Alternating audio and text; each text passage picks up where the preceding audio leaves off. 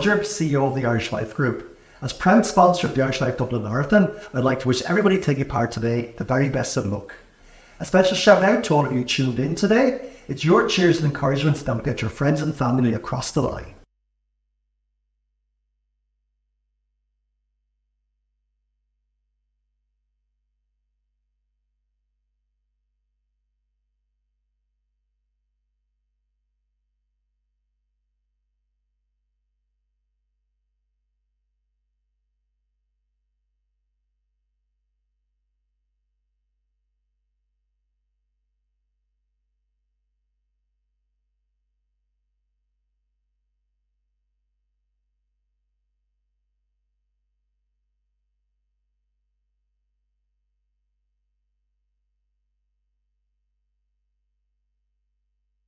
Welcome this morning to the Irish Life Dublin Marathon 2023. Conditions right now, we've just had a little bit of drizzle. It's cleared up and it's ideal running weather in my opinion. I ran out the Stillorgan dual carriageway this morning, did Foster's Avenue, Roebuck Road. There's a puff of wind, it's ideal. So on the start line today, I'll talk about the Irish National Championships. First off, I think we have an overwhelming favourite in the women's race in Anne-Marie McGlynn. We've had a late withdrawal of Courtney Maguire yesterday evening, who would have been the defending champion. And Marie has a PB of 2:29. She's in great shape. She won the Belfast half marathon in 1:14 a few weeks ago. She's gunning for this title. She deserves this title. It's been a few years. She will have a contest in Gladys Gagnon, who will be trying to lower her F45 national record. So we'll be looking to a great contest there. And then there's a few other Irish athletes to name but a few. But I think the two sub 240 girls are we're looking at Anne-Marie McGlynn and Gladys Gagnon also. Both of them over 40, which makes me happy. And then in the men's race, I think in terms of the Irish national title, we have Stephen Scullion on the line today. He's obviously our Irish national record holder with a 2:09 marathon. Hasn't done that for 3 years. We have Ryan Creech, who's the fastest man on paper this year. He's a Lee Vailer like myself, so we'll be looking at Ryan. Ryan ran that as his debut in Valencia in February to 13:03. He'll be looking to lower that today. He's going to go out with John Travers 10-mile pace for a 66 minutes and see how he feels then. So he's targeting a 2:12 today. So I think that's our national championship on paper. We do have Ryan Forsyth as well. However, I think, in my opinion, we're looking at Anne-Marie McGlynn in the women's race with Gladys Gagnon behind her, and then we'll be looking at Stephen Scullion and Ryan Creech. I think Stephen Scullion is thinking of going out with the early pacers of about 2:07, 2:08, so that's saucy. That'll be, we could see a national record here today. This is a fast course. This is my second fastest marathon time ever, was run in Dublin. Conditions are ideal running conditions. I'd be delighted to be running in this, especially given that half of Cork was washed away a few weeks ago. This is ideal. The nerves are starting. I can see the elites. They're looking good. They're doing their strides. They're warming up. The worst part for me personally, and I think for everybody, in terms of the nerves for the elites, is the national anthem, because if you're Irish and you're looking for that national title, that's going to almost tip you over the edge in terms of the nerves. And then you're looking down the mall here and you've got thousands of people behind you. You've 22,500 on the starting rostrum today. That's an awful lot of people, an awful lot of organisation between the Gardaí and all of the council, and we have the Lord Mayor here giving out the Lord Mayor's medal. That's it in terms of the Irish athletes. And then to talk, I think our two defending champions, Nagista and Chelifuk, I think we'll probably see both of them on top of the roster again today. They're both in very good form. They both want it. They know the course. They've been here before. I've seen them warming up. They both look really fit. They were talking good talk last night, both saying they had good runs up in training. So, but interestingly, one athlete that I'm thrilled to see on the start line is Florence Kiplagat. She's a 2-time Chicago marathon winner, 2-time Berlin marathon winner. She 2 times broke the half marathon world record, and actually, interestingly, I stood on a podium in second place to her in Barcelona 2015 when she broke the world record, and I pinned on her number that day. I love Florence. She's been a stalwart of athletics, and it's superb to see an athlete of that calibre.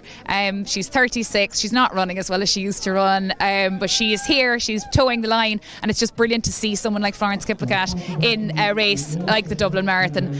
So we're here, Irish Life Dublin Marathon, ready to go today.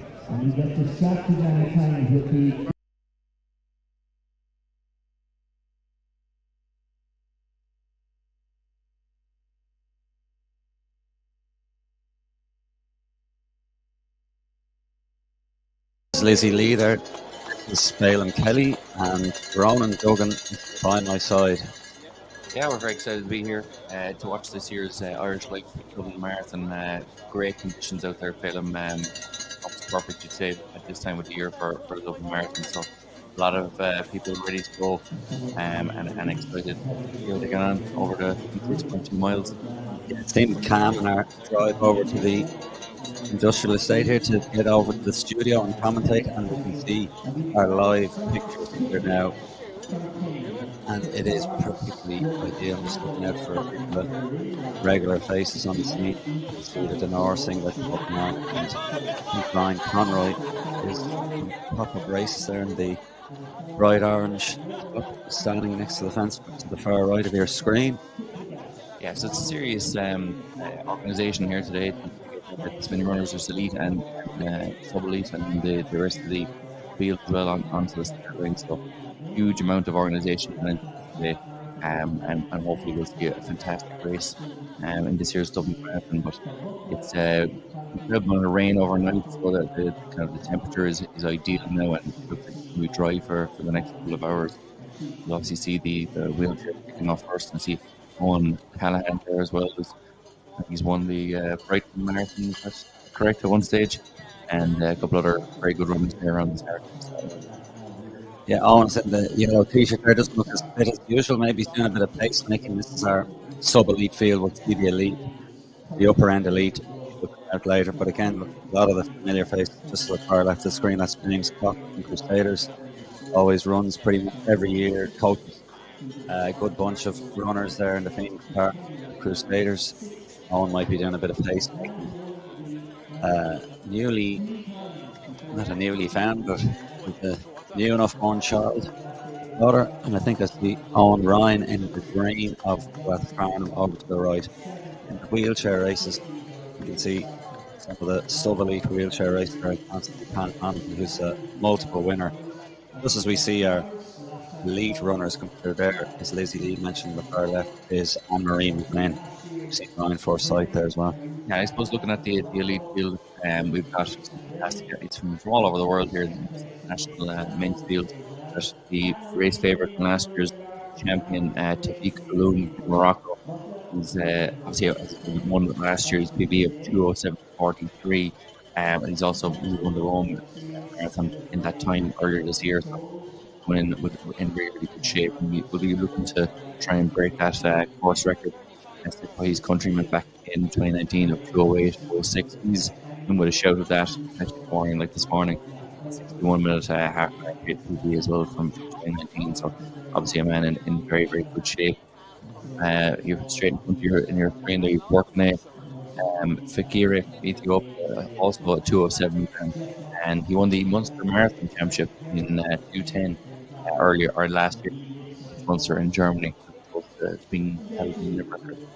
I was just thinking we have a typo there, a verbal typo. No, the umlaut over the U there. So that was in Germany, but he also managed to win the Geneva Marathon as well in 2021. So he's got a couple of 2:07s to his name, so he'll be thereabouts by the end of this as well. Other athletes in this field, Jeffrey Kuturo from Uganda as well. He's a 2:08 man. We did a marathon back in 2:10, coming in good shape 6 months ago. He's got the fastest half marathon speed, 43. He's also won 2 national titles in Uganda, so a man in good shape. You've also got Mac in there as well, the very from Kenya. He finished third in the Malaga Marathon last year in 2:09:20. So a lot of athletes in around the 2:09, 2:07, 2:08 kind of range, which is great to see. You're spotting field guys on the start there. Yeah, I think all the regular faces are here, and then I suppose describe some of the singlets to you as well. Some of the elite athletes, in terms of Stephen Scullion, isn't wearing his club singlet, he's wearing his sponsored Under Armour there. You have the elite Africans, essentially, they'll be wearing their kit. The pacer there wearing his Nike kit. So we see Ryan Forsyth in the red and yellow there, Newcastle, based in America. He's run for Ireland, the European Cross, some of the track lights. And we see Ryan Creech there, as Lizzie mentioned. That is the famous leave out with the yellow and the horizontal, as it were, 2 black stripes. your favourite club? No? Yeah, well, I wouldn't say my favourite club, but After certainly Bandon. a great club. And Ryan Creech is an athlete with a great story, and hopefully we'll see him amongst the higher up in the Irish field, and perhaps even in the elite field. Today, a man was around 2:13 in the car this year in field, and he's the fastest Irish on marathon in 2023. So also won the national marathon in 65 and 49 earlier this year. So an athlete with a fantastic backstory. He's been, I'd say, injured for more seasons than he has been running competitively. But what a gentleman, and I think there will be one person in the country who was involved in athletics that wouldn't like to see Ryan Creech run well today. I'm sure there's one person he's offended somebody somehow, but no, he he's is one of an these absolute people that champion. couldn't possibly offend anyone. No, I remember the European cross country a number of years ago. I did a picture on the Irish Examiner. Yeah, he's an absolute champion. I don't know, did he win that? He might have won the national cross that day. I can't remember, but he certainly had a good run, and he had the backstory to say he was in Lamar University, just as Stephen Scullion, well known to many as a modern athlete, with using social media streams to maximise exposure and earning income for the new year. For that, we saw even in the crossover in the fight game, Tyson Fury nearly lost the chance.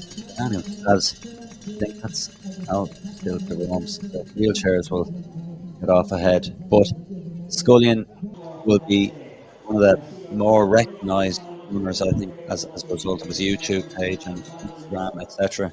We see Sergio Giordano. There's many stalwarts here. Serge is in the famous on-lift singlet there, the black singlet with the stripe diagonally across the amber, black and amber. Just to mention again, but Jim Hockney's front of the screen in the green and white jacket, the purple hat, our Irish Life colour, of course, for our primary sponsor for the last number of years for the Dublin Marathon, and he has been a stalwart himself in terms of it's a hard job. We never keep everybody happy, and he's been keeping the show on the road. The numbers have increased well over the years. We had an article we've just been reading here, just to get into the spirit of the Dublin Marathon. John Tracy is going to be our guest starter, and it's 30 years ago in 1993 that he won in the swan song of his career.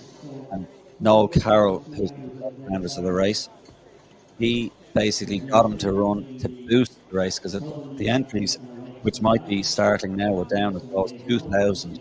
Now you're easily getting a sellout of 20,000. They could have a lot more. It's just merely the cost of actually having more runners with the road coaches and Gardaí would hence limits them to the amount of numbers they have now. So they're gearing up. Rowan is paddling here, shoulders moving just like the athletes on the screen. And again, there's a lot of regular faces just in the sub-elite category. And like any major marathon, they're going to start at the same time as our main elite. Again, Stephen Scullion, look out for him in the purple. Sergio Giordano in the national race there. And we have our leading Africans who will get a little bit more time, I'm sure, as they lead. Yeah, and I suppose we need to mention as well probably the biggest name that we've seen run in the marathon in recent years, Florence Kipling. So she's the two-time Chicago Marathon champion. She's not going to be on, she's on the left of your screen there, just off the left of Stephen Scullion. She's a two-time Berlin Marathon champion in 2013. She's won the World Half in 2010, won the World Cross in 2009. She held the world record for half marathon, having around 65:09. She is 36 years of age now, and I'm supposed to say that she's pushing on a bit, but my wife is also 36, so I'm not going to say that. But she's in the twilight of her career here in terms of thing. But she's around 2:19:44 back in 2019 in Berlin. So she'll be hoping to try and run a bit quicker than her 2:36 from this Gold Coast Marathon back in July. But Florence Kipling, very, very famous name in athletic circles. And I don't know if you know, but her uncle, William Kipling, was also third in the Boston Marathon in 2001. So good genes in that family. There is, well, a lot of the Kenyans, like even locally, they normally follow a family tradition. Kipling is a famous Kenyan name as well. Like Kelly, we can see her just to the left of the screen, Gary O'Hanlon.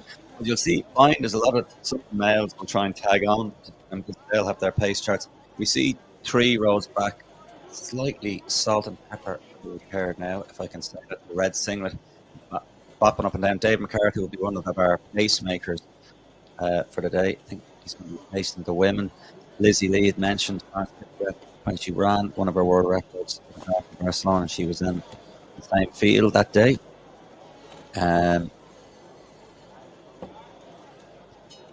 So again, we have this a momentary pause. Liam Logan is down there on the live. He is there every year. Again, it is that sense of community, of family, of regular participants, volunteers, even people in the media. Every little bit. It's a small community, even with that many numbers. You can see some of the balloons for the 3-hour mark, but it's just waiting for the off. Liam Logan will be gone through the rites of passage, the Angela Swell and the Liffey Swell, as he starts for every year. So conditions are perfect. The runners are towing the line. Will we have a false start? You could have it. Will it be disqualified if we get a false start? It would be very hard after all the preparation. That's something to between the elites, sub elites. Euro to kick off here. Reach almost going to be a false starter there. Already all the nerves. People on the left side. And we're off here in the Irish Life Marathon 2023 edition is underway, Phil. Yeah, like Jacob Marathon is stronger than the warm-up. Life is life, Irish life, Dublin Marathon. It was Con Houlihan who famously wrote about the Dublin Marathon many times. Just have a look at this human river before we get into our stat pack. You can see all things. I see Daniel Scully, a former schoolboy. Yeah, one of my students many years ago didn't realize he was doing the marathon this year. So best of luck to all of the athletes out there in the elite, sub-elite, and general field. So you'll see all of these athletes are just like the elites who have been preparing for this for end and focusing on this one single goal. That's something they certainly have in common here. They have a lot in common around the 20-mile mark. Yeah, but they'll all have in common over analysis. Oh, yes, yeah, absolutely. And potentially not sticking to the plan of a set pace. I was thinking about this last night. A lot of runners, even in the elite, if you want to call them that, potentially even for national medals here today, which we're going to, they're not really racing, as it were, in a track race. They're setting a time, a goal time. As we were looking there, today 2:30 is 5:43 a mile, 3:33 kilometre. I think most people will move kilometre era. Most older athletes are different generation. We'd be more of a mile merchants, but kilometre is coming into fashion, so we're going to try and dovetail. We'll try our best. We're not great at numbers, but certainly we'll try our best with kilometres. As you come through here, I know what you're saying. It's kind of an element, particularly in the sub-elite field and behind that, of setting yourself onto that metronomic pace, which I think is probably the best to actually approach a marathon in terms of doing a time. See how that athlete looks to be texting as he crosses the line there. But we've got that river crossing the line. They're all very much concentrating on that one single pace rather than actually good racing, which we don't often see. Yeah, and even just like in terms of the culture of the event, I saw Aileen Hooper, Dick Hooper's daughter, the first winner of the Dublin Marathon back in 1980 and 3-time winner. Just there, and I saw Martin Kelly, who's one of the 11 people who've run every single Dublin Marathon. So we can see all these people here. The elite field, we potentially see shortly, are well bunched together. And here we are. Here's our pacemaker from Kenya, Agri Kiprotich. He's having a little look at the watch. Are they going to follow? And we can see the Irish athletes there, Ryan Peach in yellow, and then Ryan Forsyth generally has been based starting in Colorado now, I think it's Seattle. He is in the red and yellow of Newcastle. Richard Rogers, I think, is still coaching and guiding him. And then John Travers to the left, another famous black and white singlet of the Nor Harriers, is another pacer. Yeah, certainly. It's great to see the athletes featuring so strongly here at the start. Just make our way around by Steve. And these athletes will be running right, I suspect, here at the end of this straight. We have our bearings correct. But great Dublin City Irish Life Marathon start there. And as they move around here, you see them moving through the likes of these Georgian buildings here and out into the rest of the city. So, in general, the marathon is going to be 6 centre based, and then we move on towards the park in around the suburb, walking south Carnew, Rathgar, and then back around by Stillorgan and back into the city. So we're just passing along here on Kevin Street Upper, and these athletes will be passing the Kevin Street Garda station and then moving their way towards Christchurch. Are you familiar with Kevin Street? I am very much. It's a very large station and a famous landmark area. Yeah, been in, unlike the film, allegedly. I think they are coming up to the Willie Nelson might say the nightlife section of Dublin. Yes, City. yeah. That's literally just the day. Yeah. But you can see here these athletes they'll be sitting on this pace here to start, and we will get an idea of the exact pace for you in a moment. But You'll hopefully try and get a clock on, and I'll just put up another one once we get a mile mark as well, just to have our own well on the go. But again, as you can see, as I say, they're all bunched together. The fact that all the Irish are there right at the top means that it's still a steady pace. The Africans sitting in behind. yeah, certainly. And like you got Stephen Scullion there, who has around a 209 49 personal best back in 2020. And he's an athlete who, at his best, can actually mix it here at the front of this race. Now, it's 3 years since he's ran those times, but he's here on the start line. He's up in front. He's, as he said earlier, he's talking about moving on 207, 208 and go at the pace. So he's really putting himself amongst it this morning. And as are the other Irish athletes, right here in the centre of your shot. John Travers, the pacemaker, just to your left, and Ryan Forsyth there in the red and yellow there in the very centre of your shot. We will, as we go through the field and as things thin out a bit, we'll have a chat about our different athletes from all over the world that are at this field. Yeah, I think even without a clock, we can see that they're not at 207, 208 pace, but Ryan Crick's up there. John Travers he's looking at running, as he said, 66-minute pace. I know she said it's a quick course. It's a steady course. I've run the course, but it's not fast. Stephen Scullion isn't going to run 207 or 8 here today. And I'll gladly eat my hat if he does, but I don't think he will. There's a lot of hills on the back end to get around to UCD. He's running 209 in London on a flat course and on a loop course. So I don't think that's on the cards, but a good run is on the cards. And as we see here, hopefully just a great race, really. And long may it last that we have a lot of the runners and the Irish runners to the fore, mixing amongst the elite African runners here today.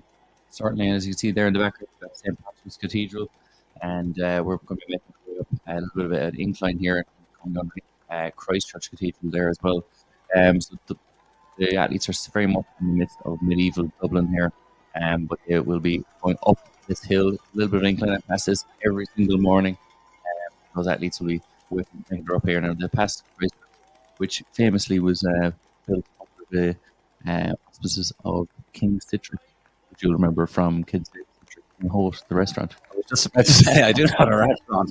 But as they've made a move there, we must just have a little look to the women now shortly, if we can. Now there's been a bit of a surge. It was like a little bit of a possum in the bike race there. We'll all paddle together there, cycle together, and then we'll get going. And now we have some of our league female athletes. 116, that's Gannett Habela from Ethiopia. And there is a bit of an Ethiopian charge here. Amongst them are some of the leading male Irish domestic athletes. It's Carol Fitzmaurice there in the centre of your shot. Thumbs up. And just ahead of him is Ben Brunton, coached by Sean Tobin, as was Courtney Maguire, who I don't think is running now today. She's been in and she's been out, but I think she's definitely not in now today. So Scaniel will be the not Gladys Gagnon, Anne-Marie McLean is our national title red hot favourite, and the odds, I don't think the minus 1200s and the plus 1200s, as the Americans like to go on their odds. You might check in with Cathal Dennehy, who's Sojourn in Colombia. Some are gambling and journalist statistics. As I mentioned earlier, there's Dave McCarthy, a pacemaker, as written on his chest, funnily enough, in the red Asics singlet here. So he's having a look. He's an experienced runner. He's won medals. European Under 23 5000. He was on the European Cross Under 23 gold medal winning team. Hopefully, maybe someday we might even get to see him having one last crack at a very talented athlete, but now moving into coaching. And he is should be an expert pacemaker. I would see what happens, but definitely very experienced runner, and he is, as you'd like to see, looking at the watch, but also having a look around and paying attention. That's Ben Brunton again, just the green. Yeah, and you think with pacemakers, well, it's very important that they, even though they are setting themselves to a pace, they are still human beings. They're always likely to make the odd error or two in the early couple of miles. But Dave McCarthy, with all that experience and that metronomic pacing, will be looking around just to make sure he's not pulling away from that elite women's field. They come down the hill here, you can see them striding out. They'll come by the on their left, the Brazen Head, the oldest pub in Ireland. Brazen Head, and I think it's the City Council then will be on their right and on the left shot, which actually Noel Carroll comes in again, one of the famous runner, and then even more famous for his, I suppose, activity in athletics from being one of the co-founders of the Irish Life Dublin Marathon. And that's the Merchant Pub. I'm actually slightly off. That's a bridge down for the Dublin City Council. But anyway, we're close enough. And we see Owen Ryan, a former national medalist, a number of years ago, in number 52 on the green of Rathfarnham. But we are in the cultural side of Dublin as they're approaching the Phoenix Park. Yeah, they crossed over by Usher Key there, this elite men's field, and they're now moving their way to kind of the Smithfield, Stony Batter area there, which is, I think, reportedly one of the coolest areas to live in the world. I think it was third by like Barcelona and New York. So a good hipster section. Exactly. And none of these are flat white perhaps in local establishment. But after the race, as you see Stephen Scully in there, he was trying to put the field that's just dropped off the back of this elite men's field here at the very, very front. All of the major players who will get to be moved through this field with a chat about the personal best and the likely winners from this field. The Stephen Scullion is probably 15 meters back off this elite men's field. As you can see there, Hussein at the front of that field. He's an athlete of great repute. He's a fantastic athlete. He is from Ethiopia from 2:09.09, 86 in this year's Dubai Marathon PB in that PB of 2:08.09. So definitely be amongst here at the end. And as Liam points out there, Stephen Scullion is the back of your shot there and popping up his main group.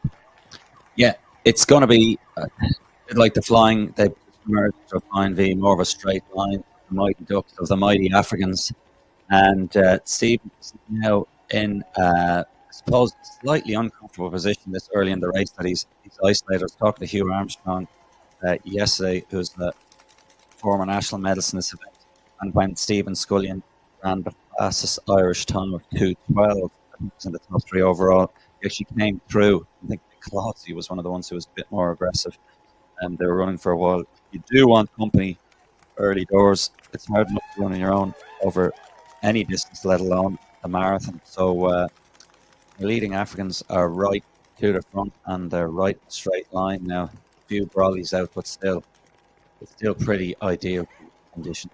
Yeah, you can see there that who's mentioned the Ethiopian behind him, Briman Kruger of Kenya, and behind him then Alicia Kimboy Chariot there, just kind of bright green singlet. Obviously, we're not going to be too worried about any gaps that we're seeing all the time, but Pacemaker and his kind of probably got maybe a meter or so on the rest of that elite field there, which includes Tifu Kalam, the last year's champion from Morocco. But certainly, it's not going to be decided here in the first mile. We're still within the first 2 miles here. Yeah, good to see nobody's popped into the Portaloos there. That'll be for the sub-elite runners who've probably had too much for breakfast, maybe too much carbo loading, last minute beverages. But yeah, Stephen Scullion is isolated just at the back of the picture, and that's Hussein. Briman Kipruto, as mentioned, a famous steeplechaser and multiple world and Olympic medals. So again, there is some, as Lizzie Lee said at the outset of the show, it's great to see some high quality runners, famous runners, as they might say, the swan song of their career. Yeah, certainly, and a name like Lawrence Pickett certainly is one that a lot of runners of any would recognise. But there's some fantastic runners in that field: Gis Malua, John Kipchich, Sorom Nagash from Ethiopia, as well as the previously mentioned Lawrence Pickett. So we've got some fantastic athletes all in around that kind of 2:20 and above range. A lot of our Irish athletes in kind of 227 and above range. So obviously Courtney McGuire not in it this year, as Cannell and Aaron McGuigan, all fighting out for that national titles. But we have a couple of winning races here. The elite field, you've got your sub-elite Irish athletes will be competing for national titles, and then you obviously have lots and lots of personal bests and personal triumph stories and disasters.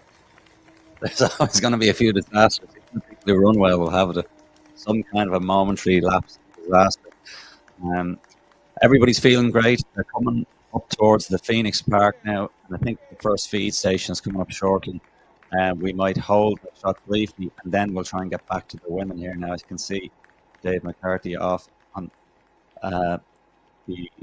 potentially the next screen. There's a few drinks handed out amongst the women who are being, I suppose it's the modern years, and being sheltered by the men and provided with like the perfect scope, I suppose, to run better. And that's the advantage, I think, for the women, is getting, well, they don't always do it right, but get better pacemakers that are capable of holding the pace, basically. Here they are on our main screen, Ben Brunton. Owen Ryan was mentioned, right, Dave McCarthy, the official pacemaker in the red. It's a good guide for some of them, the lads, to do that. And we can just see, I think Mullinay is there, Ethiopia. We've also got Genet Habala of Ethiopia there as well, just in front. She's the blue Nike singlet there in that third in that women's field. So you've got some fantastic female athletes here, as you said, kind of surrounded by those male runners and pacemakers. Blessed art thou amongst men, as well as female distance runners. So Mullinay is our defending champion, 227.41, her best time. You can see her just there in the green, and she's wearing the Nike Vaporflies off with the pink trim on the sole and our black top in there. She's in Mullinay there, just third with Dave McCarthy leading West Waterford. Yeah, so it's a really, really high quality field there as we move along. There, we'll try and get an exact idea of the time that they're running. That's a bit of an incline all the way up there towards Mercer Street onto North Clerkenwell Road from Tony Better. It's probably not coming up as easy on the screen there on the stream, but it is certainly a strong incline. You see Dave McCarthy there actually pointing the direction of for the at least behind, telling him that we're going to be turning left here now to this road, which is just superb base making as he looks around and make sure he has those athletes directly in mind him. He's really taking care of them here on this road. Yeah, it sounds it sounds ridiculous, but it is true. Runners, when they're in the zone, will just run into the back of it. They can even miss the simple left turn. So just a little bit of guidance, keep them on track, because they're just going to be locked in on David's heels. Yes, he could. It's very Piper-esque. If he ran the wrong direction, there wouldn't be any notice. The athlete would not directly behind him. And as we see here, the sub-elite field and the main field here, being about to be released here.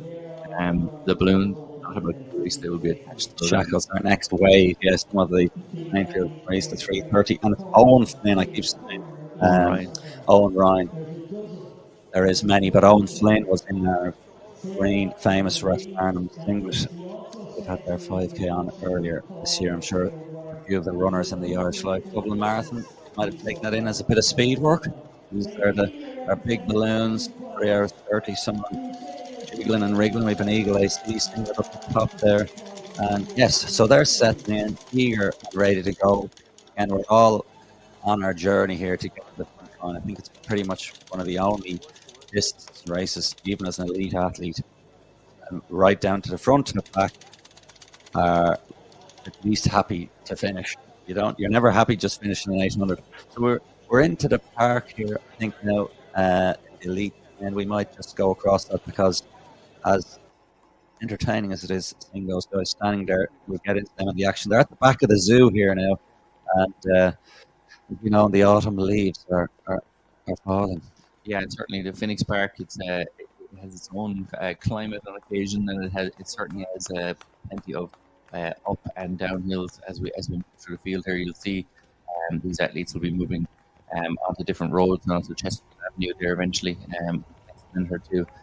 And there are a lot of inclines and a lot of left, turns in this park. So the largest national park in any city in the world.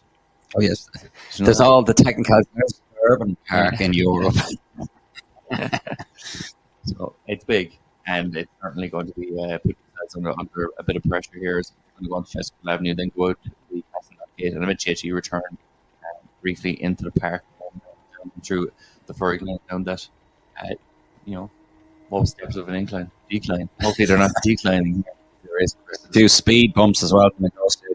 All additional hazards added down through the years with health and safety. the health and safety. Well, humans being unable to drive at a reasonable pace and slowing the people down. They are trying to gradually remove cars out of the park and make it just really much more of I suppose, an area for physical activity and sport. And obviously, the Dublin Marathon has played a huge role down through the years in terms of just the sense of, yes, lead athletics right down to the walkers and the joggers and everybody else in between here.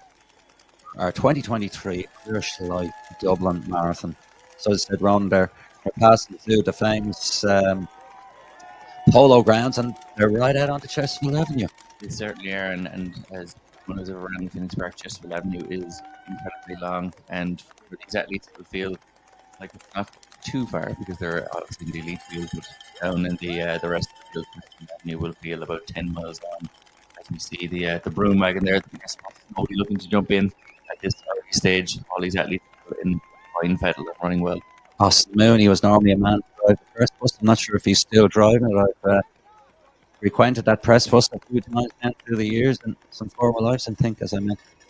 Well, Denny, Ian O'Riordan and Frank Greeley, Dina Foley would have been amongst those other previous journalists, and former glories, Brendan Mooney and Tom O'Riordan, and those that have gone before us as well. But as you say, it's quite long, Chesterfield Avenue, even when you think you're going to the Papal Cross, which will be coming soon, and the presidential palace of Michael D. Higgins. US ambassadors' residence will be off to the left as well as they get towards that Papal Cross. It's certainly, as I said, it's a long avenue, and they'll make their way then into the leafy suburbs of Castleknock. Exactly, yeah. It's a hotbed of running, though, the Phoenix Park. I think anyone who is a runner has at some stage been in the Phoenix Park. So, yeah, it really is. Say the home of runner. I see Hugh Armstrong just on the right on the lane there doing his long run, and he's out for a watch getting inspiration. So there are still people out in the park this morning doing their own running. They're going to observe all these elites and non-elites. And I suppose the important thing here is that to see is that these athletes, the athletes that are becoming in later into the Phoenix Park, will have done an awful lot of their running in the Phoenix Park over the last couple of months. Obviously, these athletes haven't the international field, but most of the domestic field will have spent quite a long time in the park and have good and bad memories. Yeah, and I think that's going to be a drummer. I think we might be taking the earpiece correct at 30-second break now shortly. So we'll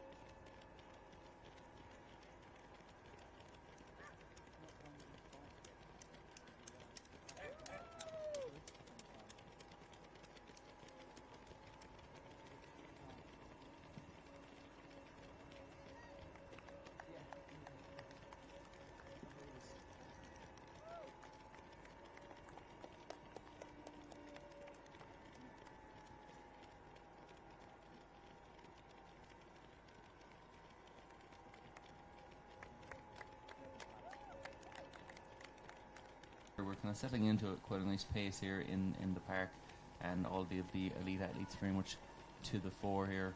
Tafika Lum there, last year's champion there in the blue Nike singlet there in for a good 5th place. Kind of almost looks like 3rd place there on the screen in those pink shoes.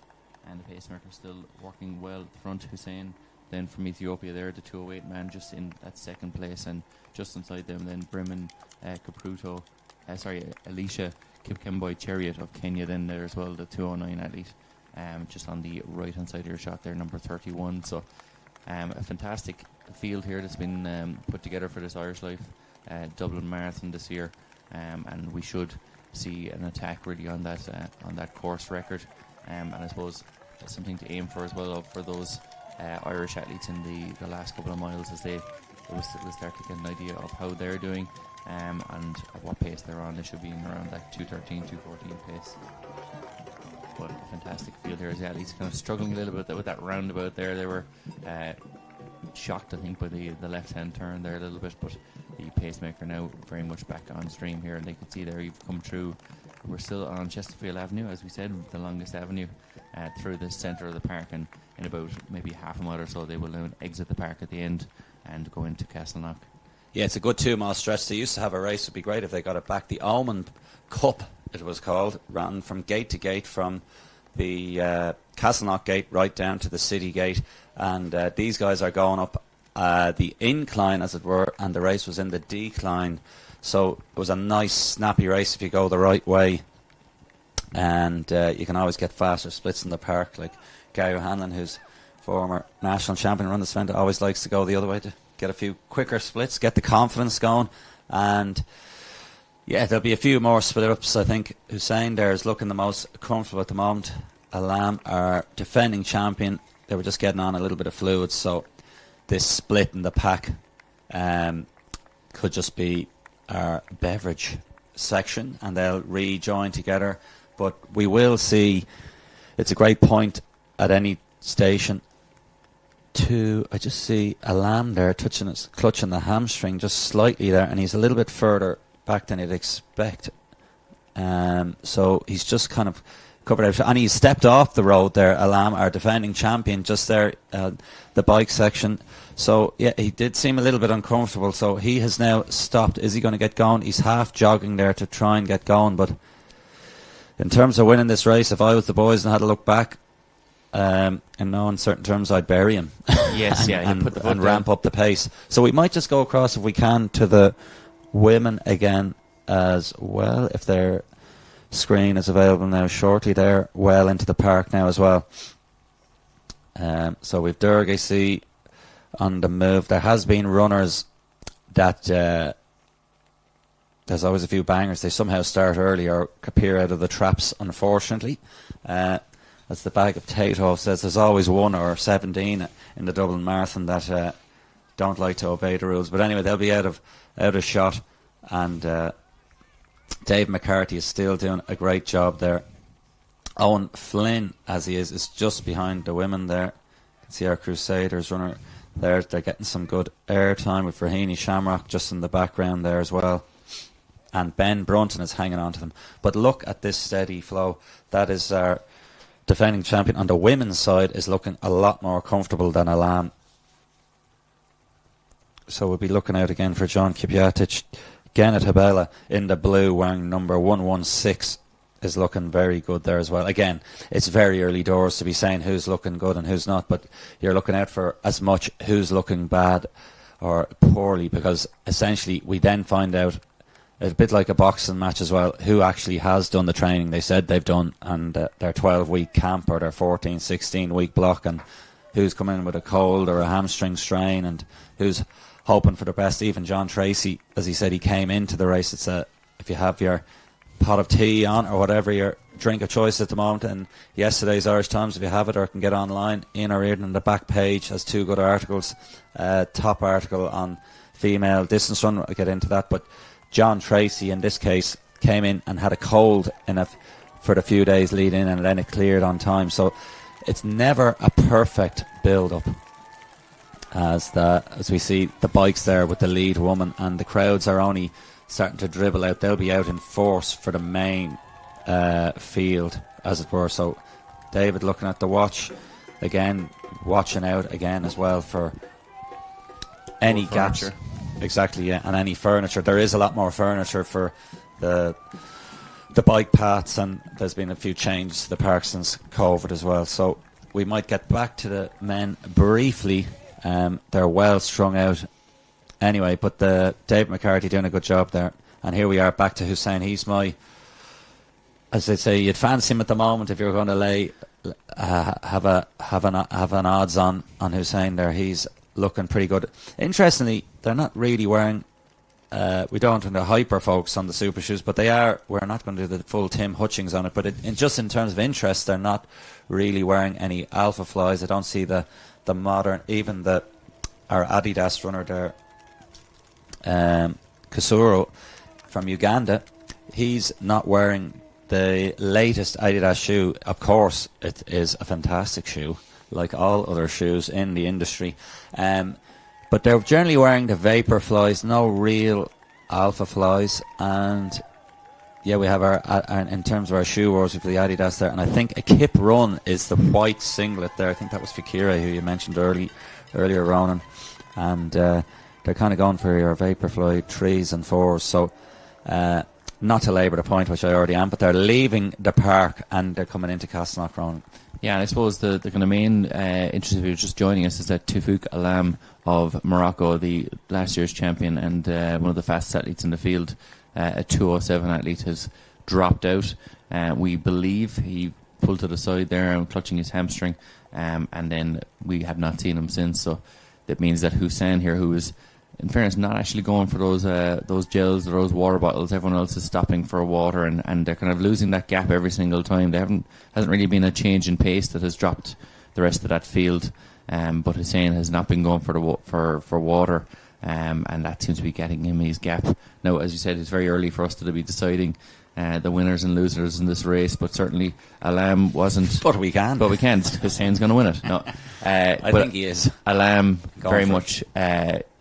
He wasn't looking great, and he never really came to the fore. Hussein, from the very, very start here, has been on that pacemaker and has been pretty much at the front of our screen the entire way through the race so far, as we now start to enter the Castleknock, coming out of the gates. So they'll be moving through Castleknock village and then coming back around by the park and re-entering the park and then exiting into Chapel Izzard.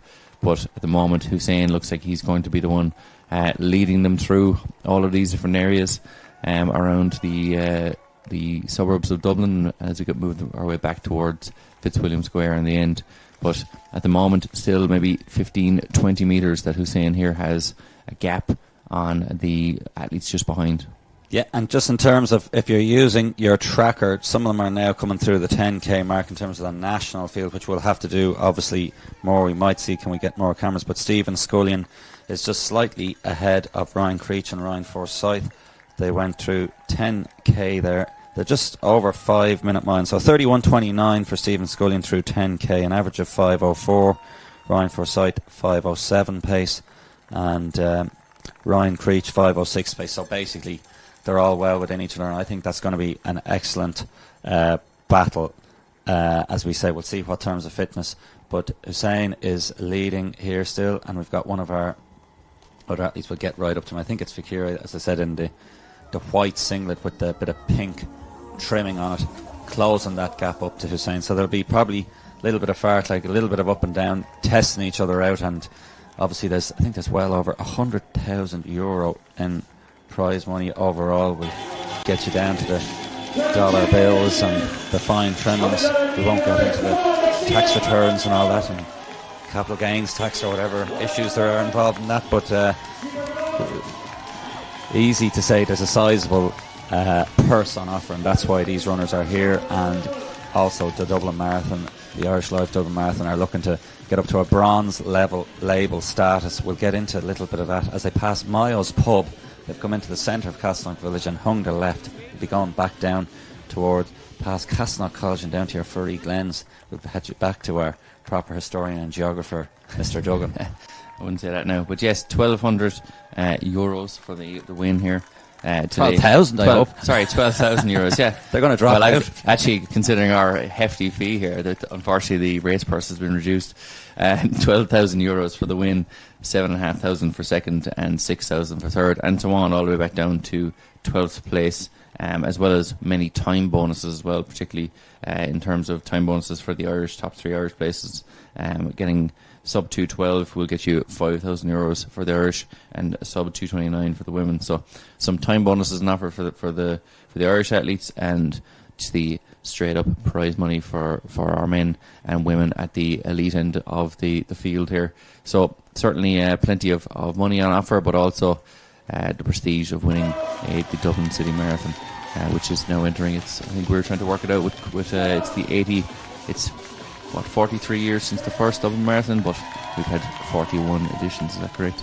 Yeah, so there's John Travers pacing Ryan Creech, and he's getting the crowd into it, lifting the hands. It's great to see. It is an emotional race that you can see Stephen Sculling just ahead.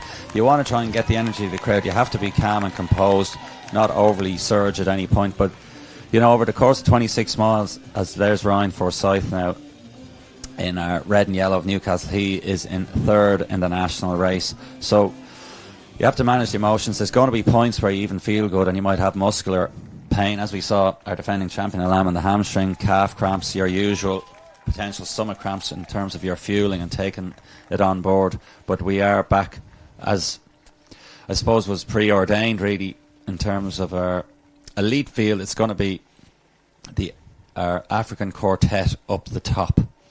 Yeah, so Birmingham Capruto there, number 32, just on the left-hand side of your shot, has now joined up with Hussein, and we think that's working out. Fakiri there from Ethiopia, just on the right-hand side of your shot.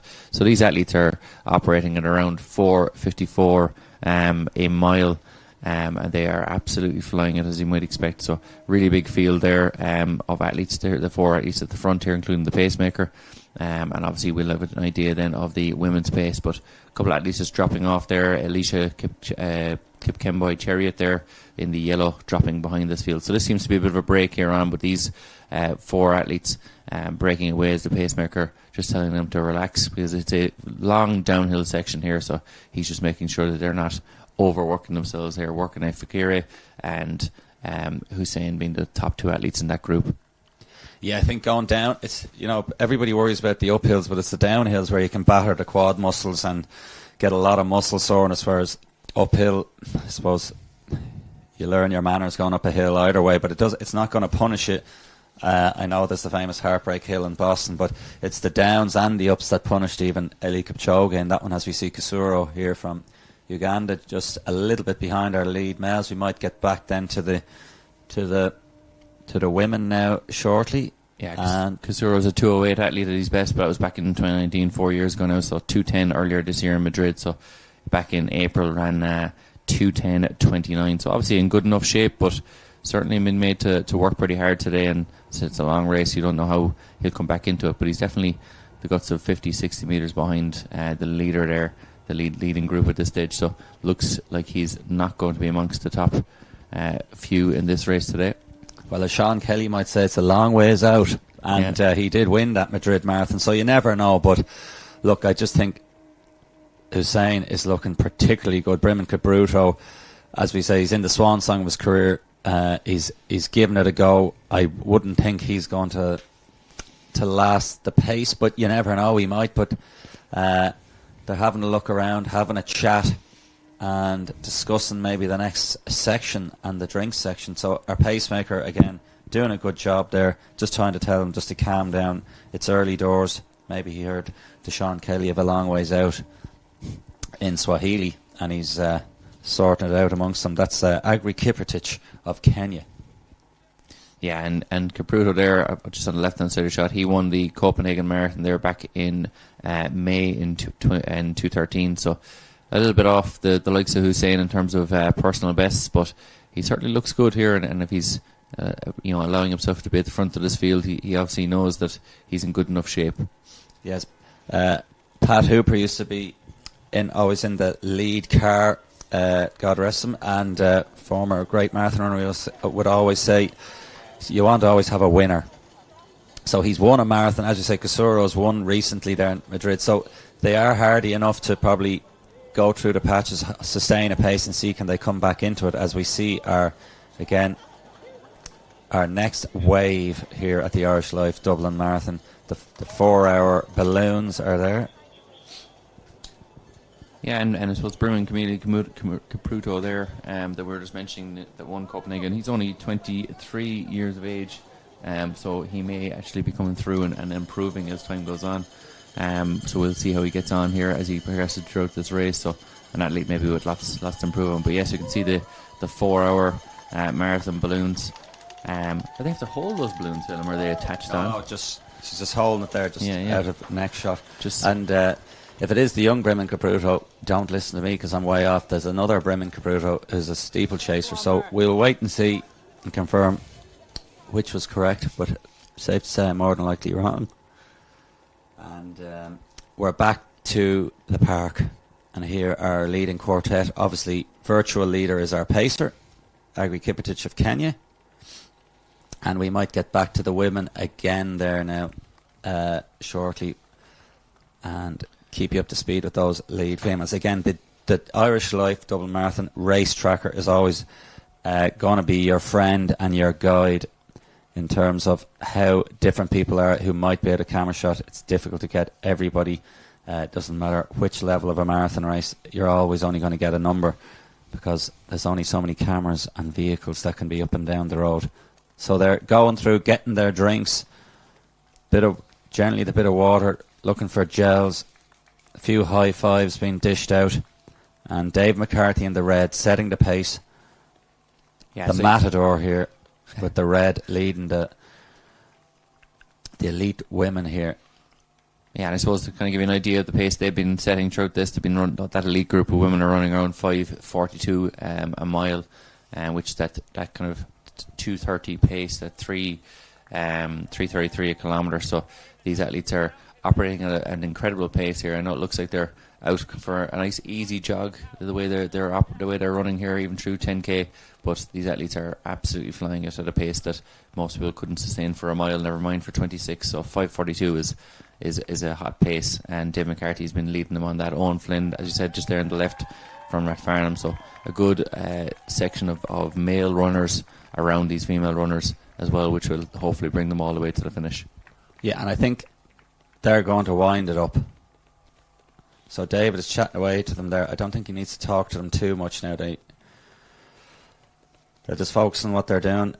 They can follow the course. Owen Flynn seems to have something under his singlet there, probably a drinks belt or something. But yeah, so they're cruising there, as I say, Ron, and the women will be probably adopting more of a strategy of increasing the pace throughout, and we've seen that down through the years of the winners. Even in the elite men's, they'll start firing off faster miles even after 20 miles. So the historic or infamous wall, that's when they get cracking, because they're really kind of, it is what they're doing. They're racing for the prize money and the top prizes. So you're going to wait until you can strike for home and save as much energy. And these guys might run 2, 3 or 4 marathons a year, so you want to try and save the energy there and make the move when the time is right. Yeah, certainly. And as we know, that kind of 20-mile mark in around Milltown, that's where there's a bit of hills as well. So it'll get a bit more difficult for all the athletes at that stage, including the elite athletes. But you can see 1:16 there is Genet Habala of Ethiopia, and we'll just try and get an idea of who else we have at the front of this field. You can see Molene there, the last year's champion from Ethiopia there, just at the very, very centre of your shot. So try and get an idea of where Florence Kiplagat is at the moment, because I don't see her on our screen there, Phelim, as we're jumping from group to group. Pillar to post, yeah, exactly. Yeah, just to kind of get an idea of where she is, just in case she's pulled from that main group there or dropped off slightly, but I can't see her to hand at the moment. But a group of about 6 athletes there at the very, very front of that women's field. A diminutive figure. Just in terms of the national race, Anne-Marie McGlynn went through 10k in 36:20, so she's averaging 5:51 a mile and looking good. Gladys Ganiel went through 10k in 37:27, so she's running around 6 minutes a mile, 6:02 according to our Irish Life Dublin Marathon tracker. If you haven't downloaded it and you're tuning in, it's definitely worthwhile, because it'll give you a lot of good information and you can follow multiple people along the way. I'm sure a lot of you already have, but it's definitely the way to get the extras as we see another human river coming through here. Yeah, and I suppose Anne-Marie McGlynn leading that domestic field at the moment. Gladys Kenyell in second, and I think S. Loughnane from Donor Harriers, which I think is Circa Loughnane, yeah. Coached by Gary O'Hanlon. She is in the third place at the moment, and then she's going to be battling it out with a couple of athletes there, like McCrory and McGuigan there as well, 2 other Irish athletes. So plenty of Irish interest in that domestic race. But it looks like, according to the tracker anyway, that Florence Kiplagat has dropped off that main group. She's in around 15 seconds behind at 10k for those women. So it'll be interesting to see how she gets on over the last couple of miles there. You see the main kind of sub elite field there entering into. I think I saw Ciara Wilson there, and she changes the trot. And so we get the lads giving it large here. Another Raheny, Anya Crimmon, I think that is. There's Daniel Scully on the move from Raheny as well. So lots of them coming through. That's the left at Mayos there.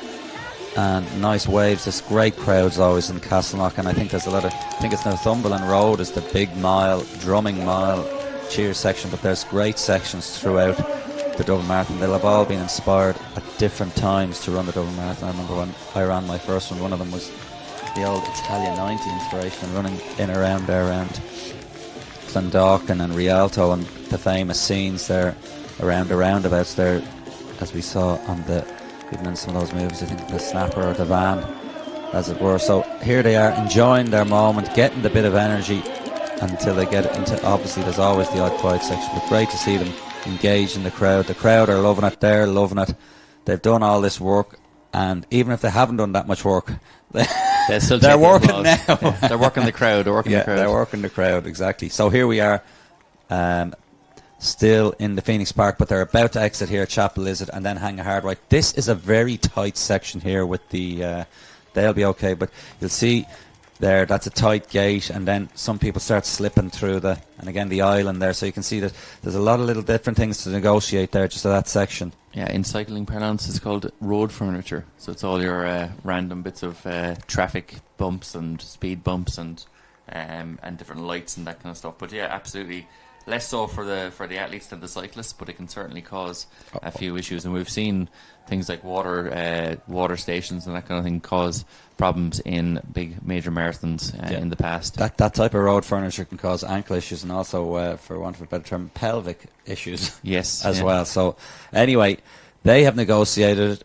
There are our Portaloos again, and they have gone past it. But just reminds me of bad fueling myself of too many bananas the night before. There'll be people who have decided to change their diet the day before, like I have, and then multiple pit stops have to be taken. So it's great that the Dublin Marathon have allowed for such expertise in preparation. Yeah, and I suppose we're coming into Chapel Lizard here, so we've passed the church there, which people would recognise there from the Jingle Bells 5K, because that's where the Donor Harriers clubhouse is and their track. So a club that has great history with the Dublin Marathon, but they'll be coming across Chapel Lizard Bridge here now very shortly, and starting to make their way up through Ballyfermot and Walkinstown, and then making their way back in towards the rest of the city.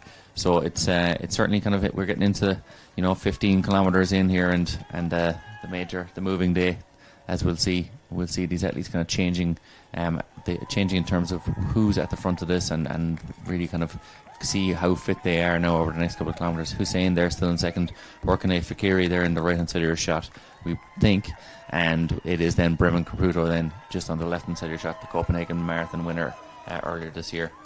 Yeah, so we really are in running cultures section at the Latin quarter of running. As you mentioned, the Donor Harriers Clubhouse, when they went through the park there was Civil Service Harriers Clubhouse, and they're very near as well then to Liffey Valley, and then just a lot of athletics clubs in and around this section of Dublin. And then of course, as we mentioned, all the people that just train the Phoenix Park from all the different athletics clubs throughout the country.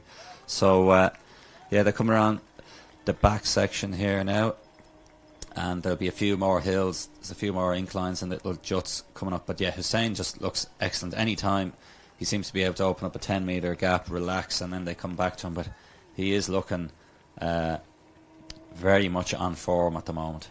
Yeah, and certainly as I said, a bit of a hilly section here as they make their way out of Chapel Lizard away from the river. They've just, as I said, crossed the Liffey there when they came across the bridge, and they'll be that kind of incline back up into Ballyfermot is certainly going to test a few legs here, as we see plenty of people out supporting today. It's normally in around 300,000 people out supporting their friends and family and the elite athletes here in the Dublin Marathon. So we'll see them throughout the day, particularly late on in the race. You'll see huge crowds out on the street. It's known as the Friendly Marathon, apparently. I believe the Dublin Marathon. You didn't find it very friendly, did you? I didn't. Fairness, two hours something.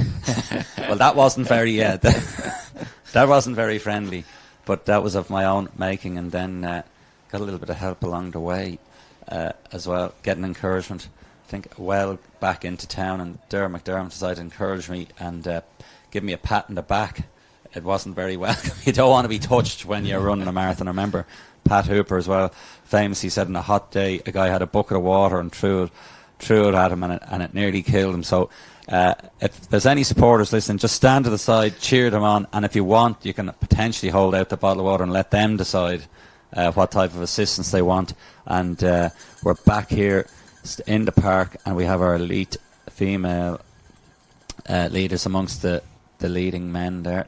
So Owen Flynn, as we can see, he's lifted up his singlet, and there indeed is that he's got a fanny pack of gels, perhaps, and gels waters and stuff, goodies, maybe a packet of cookies and Cadbury's buttons, who knows. Other options are available as well. No, but it looks to be a gel, in fairness to him, but it's great to see that we've got 3-4 athletes there, including the pacemaker Dave McCarthy, leading that female field out at the moment. So they've certainly got plenty of pacemakers here at the front, either official or otherwise. Yeah, so there's a favourite brand of said gels. Won't fully mention them because I think everybody knows who they are, and they're not a sponsor of the Irish Life Dublin Marathon, so we don't need to, but everyone knows who they are. But essentially what is in the gel, some of them have caffeine, sodium bicarbonate, and of course they have glucose in them, so a little bit of water. So you can basically make your own, and the old school runners would have had and what is it, the maltodextrin, I think the single chain sugar, Coca-Cola, flat Coke, cold tea with sugar, kind of the old school section. But certainly the fueling has advanced in terms of, we saw Kelvin Kiptum running 2 hours. I know there's shoes and other assistance, but certainly fueling strategy has and better fueling in terms of that digestion has helped a lot in terms of helping you when you get up to the 2 hour mark. So nice and relaxed there. And the elite females now are just going down. I think it's that military hill there, essentially going in. They're going down. And there's Ben Brunton enjoying the scene, and there's the lads running up the hill the back way around. So plenty of cheering in the Phoenix Park, and they're going to come out the section there at the Chapel Lizard Gate as well to said road furniture, Duggan. Yes, exactly. And I suppose the issue you might see here with this field as they come out towards that Chapel Lizard Gate is there's actually quite a large number of people there together, so that will be interesting to see how they kind of manoeuvre around that corner there as they enter into Chapel Lizard. But great to see them all working together there, and you can see Dave McCarthy there, the pacemaker at the front. He's just looks in good form and chatting away, so all these athletes still yet to feel the kind of the negative side effects of the marathon here. Not a fan of too much talking, because it can have an impact later, and there's no point in talking and then the proverbial backside falls out of you. You know what I mean? Some people like the talking. It keeps them motivated, keeps them focused. But I think generally the elite runners as well. If you ever run with the Africans, they like to run in silence. You're in the zone, but it's good to relay the information at the same time if you're comfortable to be able to check in with people. And as David's doing there now, he's checking the watch, checking the splits, making sure he's on course, which is good. And here's a little bit of a move. That's just for the drink, but nearly going too fast, and they've all come to a halt there. So again, they're grabbing a few of their drinks there. Number 116, as we mentioned already, Gennett Habila is looking pretty good here. And again, a number of the leading club male athletes. And I think we have that break. As I said, my pick for the Irish Life Dublin Marathon is away. We might get that screen now shortly, but he's well away. Well, not well away, but Hussein will be coming into shot again. He's been looking like he's dancing on the roads of Dublin. And he's gotten that gap. Fikre, which I looked up on the screen, I'm pretty much 100% sure it's him. He was operating at 4:54 mile pace anyway, operating at a solid pace. Yeah, and Kenneth Habila there, as you mentioned, just the female athlete, it's around 2:29. So that was in 2019. So she's definitely an athlete well capable of being amongst the winners in this race. Yeah, I think she's looking tight. And then Mullen, our defending champion, we might have one runner to defend the title. Down through the years, we've had some of them have been able to defend from time to time. We'll go through some of them are multiple winners. Halila Johannes has won multiple times. And can Mullen add herself onto a multiple winner here? Yeah, obviously Dick Hooper in the men's there, 3-time winner. Christine Kennedy she's won 2 titles back in the early 90s. And then obviously we as well saw kind of a spate of Zokolov won 2006, 2007, and we also had a repeat from Alana Ivanova of Russia in the same years. So we had the Russian winners repeating in 2006 and 2007. So plenty of repeat winners. Joseph Kikemboy back in 97 and 98 as well in the men's. So certainly a race that attracts runners back year after year. Yeah, Hussein has had a look back there. It's just how comfortable he looks. You can just see in his face, very relaxed.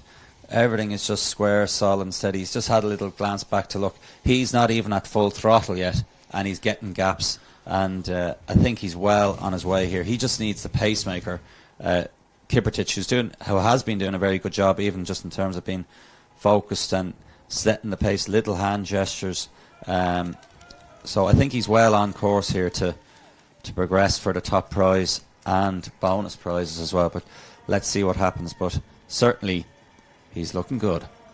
He certainly is, and you can see there as we enter into kind of around the Kilmainham area there, they should be taking a right shortly. We'll be coming by into Inchicore and up through the rest of the city then. But these athletes are at this stage about longer than that, about 200 metres ahead of our working at Fikaria and Bremen Capruto. So as they kind of take a right hand turn there, you've got Kilmainham Jail, and you've got the military grounds and that kind of stuff as well as we pass through this area. So an area that certainly there'll be plenty of good running as they're going to come up towards a couple of hills here in a few moments time. He might be able to make an even bigger gap back to those 2 athletes. Yeah, so I think that they hang that left soon and go towards St James's Hospital and in around Rialto and some of the other great sections of Dublin. As I say, everyone has an era that they recognise these different landmarks in Dublin through, whether it be Italia 90 or whatever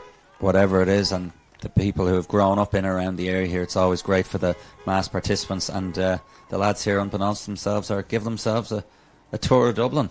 They certainly are, yeah. So they've kind of worked their way onto kind of South Circular Road and that kind of stuff shortly as well, and a very, very old area. So plenty of good running in it, though. They hit St James's Hospital and start to kind of go up a couple of hills on their way out towards the mountains, and then taking a left then through Walkinstown and Crumlin and into the likes of Terranure and Temple Oak, and all the way along towards Rathgar, eventually coming out towards Stillorgan and making their way towards the sea before taking another left. So about 150 metres of a lead here. As you said, Hussein just looks absolutely superb at this stage and has done the entire way through the race.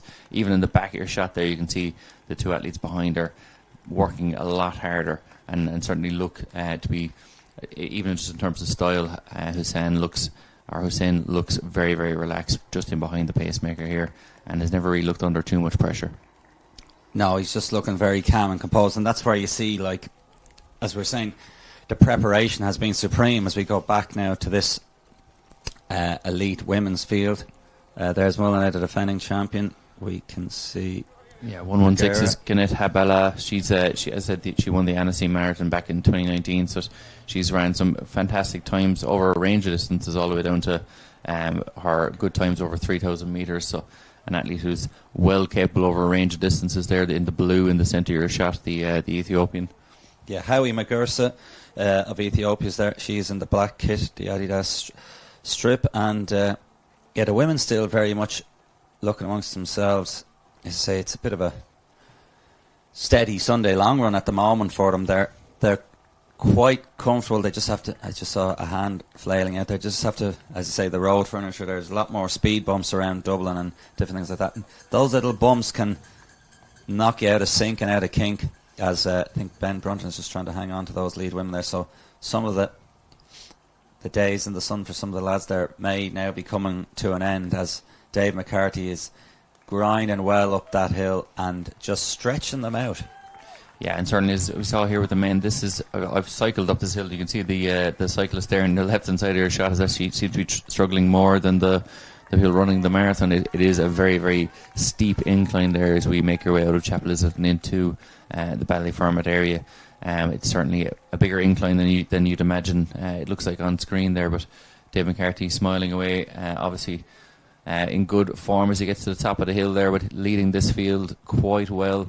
As you can see there, just behind him, that athlete Habala, the Ethiopian, just there in second place again at Habala. She is looking very good and looking very relaxed, and I know this is certainly within her wheelhouse. Hasn't run that well over the last couple of years, but she looks to be in good fettle there and looks quite relaxed. As I said, Florence Kiplagat has gone from that main women's field here, so and at least, as we said, 2:36 so far this year, so not in the same shape as she would have been, but certainly a great name to have in the race, but she's out of this main women's field. So we'll just keep an eye and get our pace calculators out, but through 20k now in 59.33 for Kamal Hussein. As I said, he's absolutely rolling. Fikre Workney has gone through in 59.54, so, but just Hussein there, he's operating now at 4:42 per mile pace there for the second. I think it was 4:48 for the first 10k, 4:42 for the second, 4:54 and 4:46, and he's now overall 4:48 for his average pace. So 3:07 a k is 5-minute mile, and so he's on the charge. As I said, he's looking pretty good. We'll get up our course record, could be under threat of 2:08. And change. We'll get the exact course record again now shortly. 2:08.06 and 2:08 flat would be 4:53 a mile, so we're certainly below that pace at the moment. Now obviously plenty to come, but 4:53 a mile, and at we'll get the kilometres there as well, my apologies. At 20 kilometres we'll be looking at 1 hour, so he's beneath that. 59.33, yeah. Yeah, so he's well underneath. There's Sonic the Hedgehog. 30 seconds inside the pace for that course record today for our friend Hussein from Ethiopia. He's certainly going to be trying to break that record set by El Gamouri of Morocco in 2019. I think he's well on course to do it as well. He's just looking so good. So we're back at the Castleknock here. We're back then again to Hussein here, and past the Burger King sign. Don't think he'll fancy a burger just yet. He'll save that for later. Yeah, and then back again to Castleknock. Great to see just everybody now working through. This is a bit of a tough section. They've come through the park. It looks flat on your screens, but they've climbed up all the way through the park, and even as they climb into Castleknock, now they're getting to the left, and then we'll see the dramatic downhill, as we saw our elite athletes doing that as well. But here we are, the crowds waving and getting a little bit more MSB, as we see down at Bright Green, one of the local clubs as well. And they've recently got a new track there in Porterstown, and there's Tal AC, Ballymena and Antrim. So there they are rolling, going through. I'll just try and see for another scroll as Hussein, look at him, he's just looking top drawer. He certainly is, yeah. Like he's, as you can see, he's just on personal best pace for himself here as well. He's only ran just outside our course record here. He's ran 2:08.09 earlier this year in Dubai to finish 6th. So he's certainly in great shape, and this will be well inside personal best pace for him at the moment. Obviously, plenty of miles and kilometres to go, but to be running 30 seconds inside the record pace at the moment, I'm sure he'll be hoping that he can sustain that all the way to the finish. But he's just looking absolutely superb. But then again, he is a 2:08 marathoner, so you would expect him to look superb. Yeah. He certainly does to our eye. He does, yeah. And look, I'd say it's a little bit cooler here in Dublin than it is in Dubai. Ryan Creech has crossed 20k at 5:03 a mile, and Kamal Hussein 62.56 at halfway there. So we're really rolling there. So Ryan Creech, I think, is now in the lead Irishman, as my pace chart, our tracker is giving us updates. Ryan Forsyth has come through then as well, through the 20k mark. So, well, as I said, to get really up to speed on all the runners throughout the race, as Ficre working out. Ficre has come through in 63, just under 64 minutes through the halfway point as well. So that's our top two. Yeah, and I suppose to give you an idea there with Hussein in terms of what he's running there, in terms of the pace, he's come through the come through that 20k in 59:35, and 59:29 would be 2:05:30 pace. Now, unlikely, obviously, to end on that as they come up the Crumlin Road here, with plenty to go. But he's banking a bit of time in the early miles, which may not always end up in a situation where we've got a 2:05 at the end. But he's certainly not holding back here in these early miles. Well, times have been ripped to shreds in the last few years, and he really is looking good. Of course, we have, an hour or so to go. And again, just depends on how Kiprotich does absolutely top-class pacemaking here. How long can he go will basically help dictate how far he can go. But I still even think, strangely enough, he might even be able to pick up a little bit. But again, let's see, though, when he gets up by UCD and Robrook and goes back up the top of the hill and then back down the hill and past RT and all the rest. So a bit to go there, but I think course record, if you can get down to your local bookies. Yeah. Sensibly, of course. Exactly. You're into that. You can certainly have a shot here as you pass all the Ivy buildings there on the right hand side. They were all built by the Guinness family back in the day for the workers in the Guinness factory. So coming along the Crumlin Road here, this is a very long section and an uphill section as well. It's a very, very slight incline, but it's a long incline out of kind of Crumlin, out of the Coombe area there, all the way up the Crumlin Road, and now they'll be turning into Crumlin Village itself here at the very top of the road and around by Walkinstown. Stephen Scullion still in the lead in the Irish race and running very well as well. He's averaging a pace of 5 minutes per mile, 62 minutes through 20k, and the established projected finishing time is 2:11:14. He went through halfway in 65:37, but I suppose this is where the race is really going to start coming to beginnings, to say 20 miles, but really, yeah, after that first 70-80 minutes, then we'll really see who can push on. Yeah, and I suppose you've Ryan Creech there, he's about 45 seconds behind Stephen Scullion at this stage in that men's domestic races. We see entering into the Kilmainham area there, that's Dave McCarthy at the front of this women's field here. He's the pacemaker, and he is working them up this hill, and they'll be turning left on to South Circle Road then at the top of this hill. So it is it's a tougher section than you'd imagine there, as you can see by the cyclist just on the right hand side. And we'll be having a look there at our lead Irish runners in a moment, but you can just see this women's elite field there turning onto South Circular Road, and it'll be a relatively flat section here for these athletes over the next half a mile or so, and making their way towards St James's Hospital, and then turning back out towards that Crumlin area from there on. Yeah, so we'll be going back to the Irish shortly, just in terms of the times that they'd like to hit in terms of the Olympics and championships. They get in on the rankings, and the people, I think, in the top 60 or so, if they're in the rankings at the end of January, they will be officially in for the Olympics, and then that'll leave the extra spots then. I think there's 7 still remaining at the moment, but then the remainder of those spots will be open. But if you're within that top 60 rankings by the end of January, you'll be in. So in terms of a pace, and to get in there, you kind of be wanting to be running maybe 2:09, 2:10 on the male side, and have a half marathon time of 61, 62 minutes to kind of get right in the rankings. And for the women, you're looking at 2:29 and 71, 72 minutes. It's 2:08 low and 2:26, 30 or 40, I think, for the women outright standard, which isn't on for the women anyway, and unless Stephen Scullion can pick up considerably, I don't think he'll get the straight up standard, but he is running well. As we said, he went through 65:37. I don't think he's going to negative split a 63 or 62 here, but what he wants to do is kind of maintain the pace there, and that'll certainly help with his rankings. Certainly, and I suppose just to give you an idea of the domestic field there in the women's as well, Anne-Marie McGlynn is in around a minute just over a minute ahead of Gladys Cannell of North Belfast Harriers, and then Circle Loughnane then another 45 seconds to 50 seconds behind there. So there's about a minute between the first three, and there's going to be a good battle on for that third place between McCrory and Loughnane. Then for third place there's about 35 seconds between them, so it should be a good battle there for that domestic field in as well. Yeah, it's looking good so far. And Anne-Marie McGlynn, she's really coached by Emmett Levy. She's looking for her first women's national marathon title. She's had a very successful career. I think she's... Anyway, just doesn't matter how old she is. A Sinead Diver,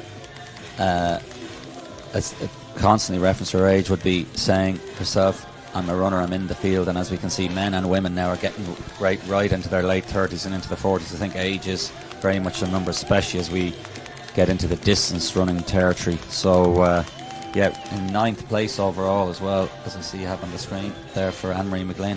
Yeah, certainly, and she's a PB of 2:29 from Pulford in 2021, and plenty of great accolades throughout her career, but looking for that first national title. She won the Belfast Half Marathon earlier this year and won at 14:53 as well, so an athlete with plenty of accolades throughout her career. You see there the men's domestic field, that's leader there is Stephen Scullion. Yeah, and he's looking very good in the all-purple there in his Under Armour sponsorship, and he's got a couple of lads there, it looks like, that might be helping him there, or more, he's catching them rather, and that's going to give him confidence there, catching up with the back markers. As I said earlier, he was isolated, but now he's caught up with Mamo here, and number 29 is Asefa Bekele, the famous name of Ethiopia. The Bekeles from your Abibas to your Kenanesis. And your SFs even. So he is right in the mix there. As we can see, it's quite a heavy rain there, but it looks like the sun is coming through as well, so we might call that a proverbial... A mixed bag, in terms of rain. Yeah, a sun shower, yeah. Scullion there, he's operating here around the 5:20 mile pace, so he won't be necessarily on that sub 2 10. We'll get the exact pace in there, but he is starting to make his way through that field and starting to catch a few athletes. Now there's a bit of a gap up to the rest of those Kenyans and Ugandans there that are about a minute or so ahead, and it was, you saw them coming up that Crumlin Road earlier, but Scullion there is starting to lead that group and has passed Mamo and Bekele. As I said, he is about about 45 seconds ahead of Ryan Creech. So in terms of that domestic battle, Scullion in first, Ryan Creech of Leavelle in second, and John Travers, who's down as a pacemaker, is about a second behind Ryan Creech, and then Ryan Forsyth then about another 20 seconds behind. So we should see a serious battle there. Jake O'Regan, Tim O'Donoghue, plenty of names that we'd know on the circuit hanging around there. And certainly those athletes will be getting stuck in over the next couple of miles. We see here we're starting to enter into the Drimnagh area, the Black Forge there on the left, famous landmark in that area now. And Scullion will be hopefully taking on the similar attitude over these couple of miles here now. That's certainly a matter of conjecture via Saudi Arabia. So we have Scullion, as I said, and we'll just see how those pace correct if they've dropped down to these 5:20 mile pace, 5:14. Kamal Hussein 4:58 a mile. So it's obviously gone through a slow section, so those lulls in pace might just be to where they are at that particular moment in time, as Gary Neville might say, on the course. Certainly, I suppose it kind of to mention there as well, back in 19th place as well, we've got the athlete from Belgium, Arnie Atkin, and his father actually won the marathon in 1983, and he is back to support him. So he's back in 19th there. He's just behind some of the elite field there. He's on 5:32 pace, and he's gone through the halfway in 1:09, so going well at this stage. Yeah, and Anne-Marie McGlynn has passed through the 20k mark there. She's 10:01 is her projected time to come through the halfway, and she's picking up the pace as well. So Anne-Marie has always been very good at trying to manage her pace, and she'll be trying to increase throughout the race, just get a steady start and then go through. And we've gotten some great shots here now, airtime of Stephen Scullion, as we can try and analyse the face, the focus. He's looking pretty good here. When Stephen is on, he's on. So and he's getting deep into the race now, so he's looking pretty good here now with Mamo and Bekele. Tedesse Mamo and Asefa Bekele, two more Ethiopians. So we have had very large Ethiopian contingent in the Irish Life Dublin Marathon this year. We might get back to some of our other Ethiopians in the women's section amongst the Kenyans, and the African Charge, as we're on, right on cue. Here we go, having a little look at the watch. Dave McCarthy just a couple of yards ahead, and I think that's Magersa there of Ethiopia just in the lead now, and then 116 Genet Habela, as we've seen, in her dark blue top. Yeah, that's Nagesh there as well. She's ran 2:26, and she was the runner-up in this year's Stockholm Marathon. So she is an athlete, a 25-year-old athlete from Ethiopia, who will be, hopefully, that's her there in the centre of your shot. She'll be amongst it here at the end. And these athletes are operating around that 2:25 region at the moment, as Dave McCarthy, the pacemaker, steps off. So these athletes now just gone over halfway.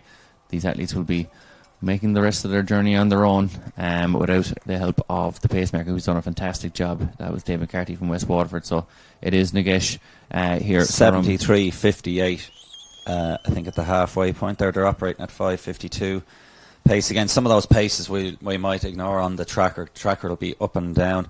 Not sure if that's 100% accurate, because they're obviously on sub 2:30 pace as well. Going through in 73.58, so they're on around 2:28 pace, and probably will be on course for a similar winning time from last year, 2:27.41. Yeah, certainly, and I suppose just to kind of keep in the loop in terms of how they're getting on in terms of the record as well. The record is 2:26, set by Tatiana Arsova in 2010, the Russian athlete. So that's certainly a time that they're not incapable of. I think so. But they're probably a little bit off it at the moment. Yeah, but I think they can easily pick up. So Panina Girop there, so we can see her just at the back there in the white/grey of the elite Asics variety. So we have Adidas, Nike, and Asics in the mix there up the top. Yeah, Girop is a PB of 2:29.18. Okay, she set that in this year as well in Castellón in Spain. So she finished second in that. So certainly an athlete is well capable of, and running well this year. 69.15 half marathon PB from a couple of years back, as we see all sorts of madness happening here as the athletes are moving around. Well, they're getting a little bit aggressive. I think she's not happy to be paced. She's rolling over the road, but she basically nearly just knocked herself out on that number 3025. We'll find out who it is on the leaderboard. I don't think it's Robert Froon, but anyway, it's one of the other male participants, and he nearly got cleaned out of it through no fault of his own. In fairness, sometimes the male runners can get in the way, but he was minding his own business. She's not happy that the pace is obviously stalling and lulling, hence the track app might be correct, and she doesn't want to be doing the leading. They're all sitting in. As I said, they're here for the purse, but they wouldn't mind getting the pace down a little bit, because then there's a bigger pot obviously at hand as a prize. So again, certainly, yeah. Well, maybe she took serious, issue with his outfit there. He's wearing almost like a triathlon type vest. So he's not quite a mammal, a middle-aged man in Lycra. I think he's no, he's below that area. But you see Joan Kipchak for the 25-year-old from Kenya there as well. She's around 2:39 in March this year. That's her personal best, and she's certainly on for well faster than that, but that half marathon PB of 68.34 would suggest that she is going to run pretty well today. She's capable a lot faster. Tigges Josefa, who recently ran the world record in Berlin, wasn't 2:11. I think one of her first marathons was 2:30 something, but she had a bad day. So if that isn't a typo on our notes, even if it is 2:39, it could have. You can't read fully as much into the time, and she's looking pretty decent here. And the half marathon time of 68.34 would certainly lead us to suggest she's capable of a time in under 2.5 hours. Certainly, and that's where these athletes are tracking at the moment. They're in around that 2:26 to 2:28 range. It's hard to tell now exactly with the trackers, but these athletes are going well and they'll be within that wheelhouse of that course record. And as you said, we could see these athletes in comparison to the men in particular. The men were operating at a good pace from pretty much a mile in, whereas the women were kind of, I wouldn't say dawdling in the park, but they certainly were within themselves in the park, as we see Stephen Scullion there battling it out with Mamo in the streets here. dancing in the streets of Dublin, David Bowie and co. But I think Mamo's just gotten a little bit ahead of him there, and Bakila is just sitting a little bit behind him. Just looked up our trusty tracker. That's George Ravenhall, nearly got barn hauled out of the way there. But Gladys Gagnon has crossed through the halfway in 78.17. So the tracker does a great job of the drop in and outs, and as our Irish male lead cyclist is also getting his fueling strategy on board here. Yeah, certainly it's not easy for the cyclists either, particularly some of those hills. You can see, you can really judge the incline off how square the pedalling is for those cyclists. But they're coming along the Kimmage Road West there, just coming off Cromwell Forts Road, and they're working their way through the area of Kimmage, or as some of the locals are now calling it, Kimmage. Yeah, I think everybody in Dublin is getting notions at this stage in the world. They've caught up with me anyway, because I have multiple. But Stephen Scullion has tipped his way back up to Mamo, as we were saying. And Scullion is on, he's on. When he's off, he can be slightly off, but he's looking good. I think Olympic fervour, and he's 34 years of age now. The Paris Olympics is dawning. You can't be pottering around forever, so it can focus the mind, and he's looking very focused here. As Bakila is offering Mamo a little bit of a drink. I think it's Gatorade, it's one of the local beverages of the Irish Dublin Marathon fueling stations. But the elite, he's given it a toss aside. They've had enough.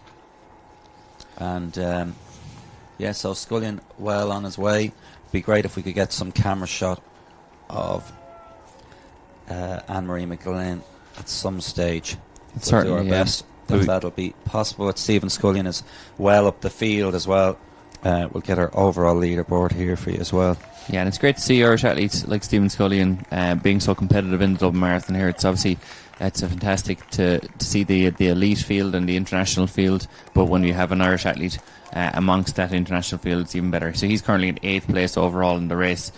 He's about 2 minutes 40 behind the leader, which still is Kamal Hussein, who's obviously flying along here in terms of his pace. Judgment to see some of the other athletes at the start of the race here working their way through, and they're very early on in the race at this point, but still full of enthusiasm.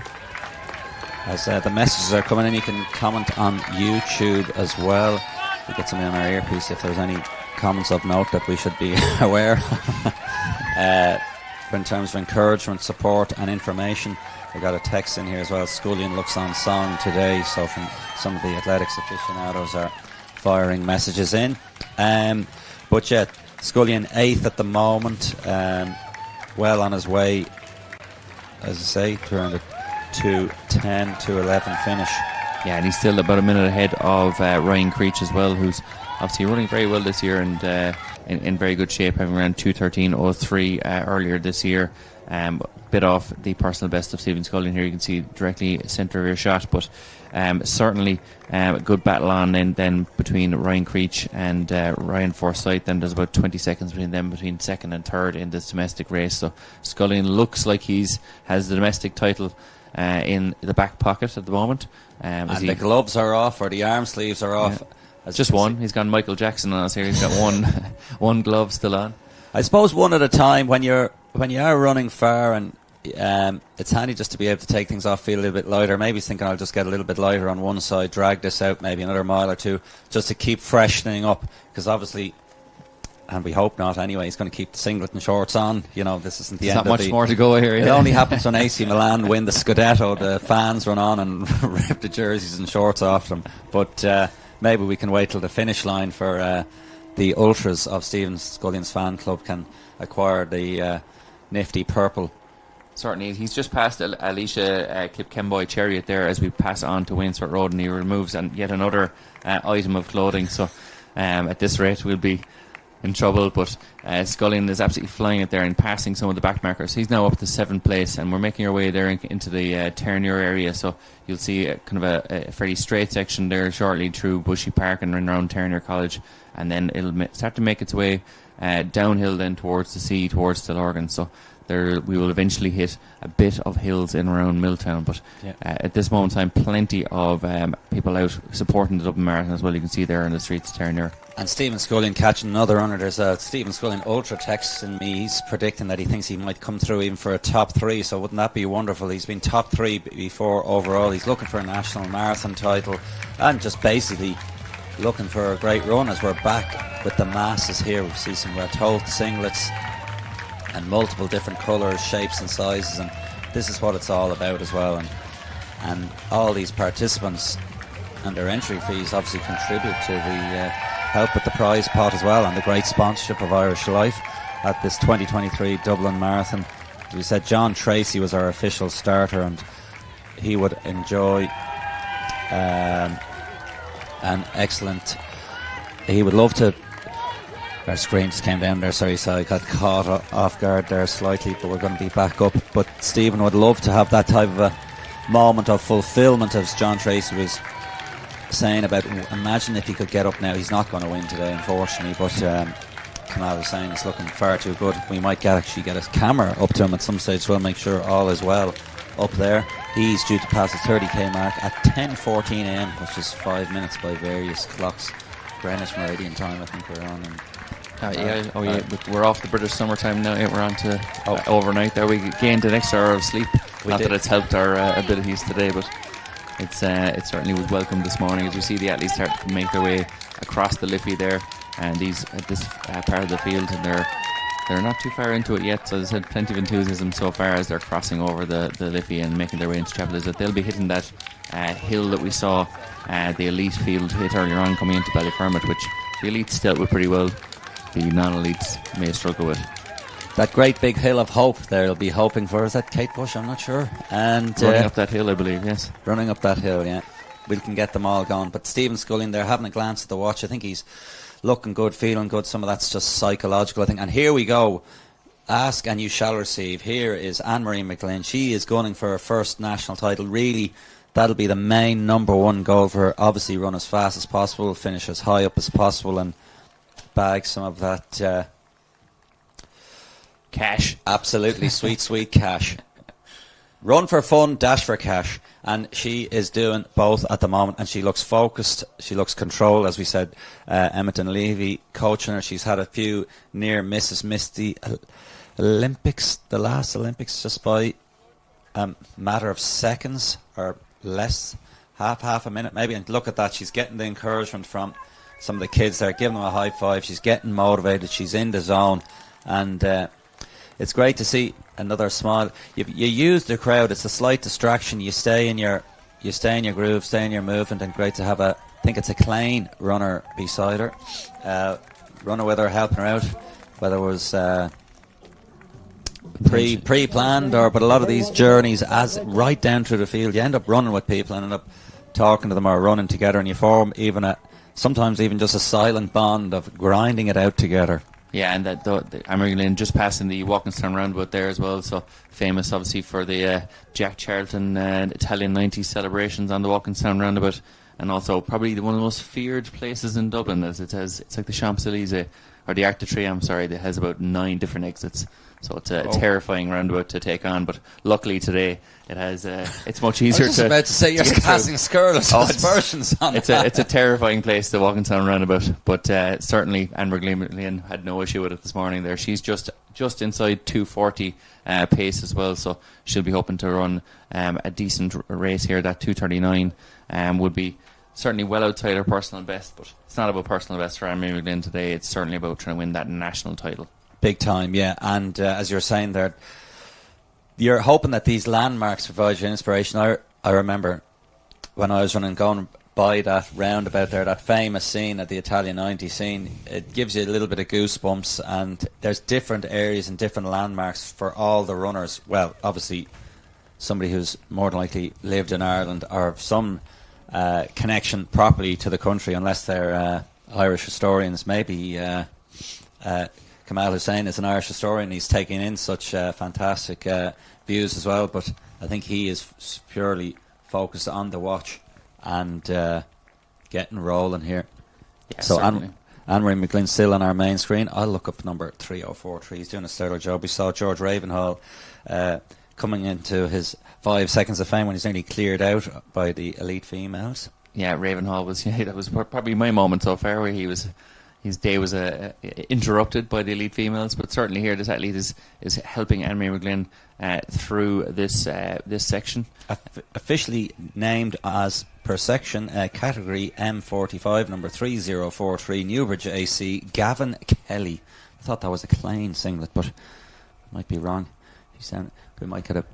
Anyway, he's not the star of the show. Anne-Marie McGlynn is, and she is very much firmly in her Letterkenny club singlet. Stephen Scullion, we should mention, is a Clonliffe Harrier member as well, so Clonliffe Harriers are looking good for that. And then, obviously, he might be having to the team title, and Anne-Marie McGlynn, Letterkenny generally do have a few good women's runners in the team event as well. So certainly, and there are team prizes as well for that group. So there's €1,200 on offer for the team winner as well. But you're right, Gavin Kelly there.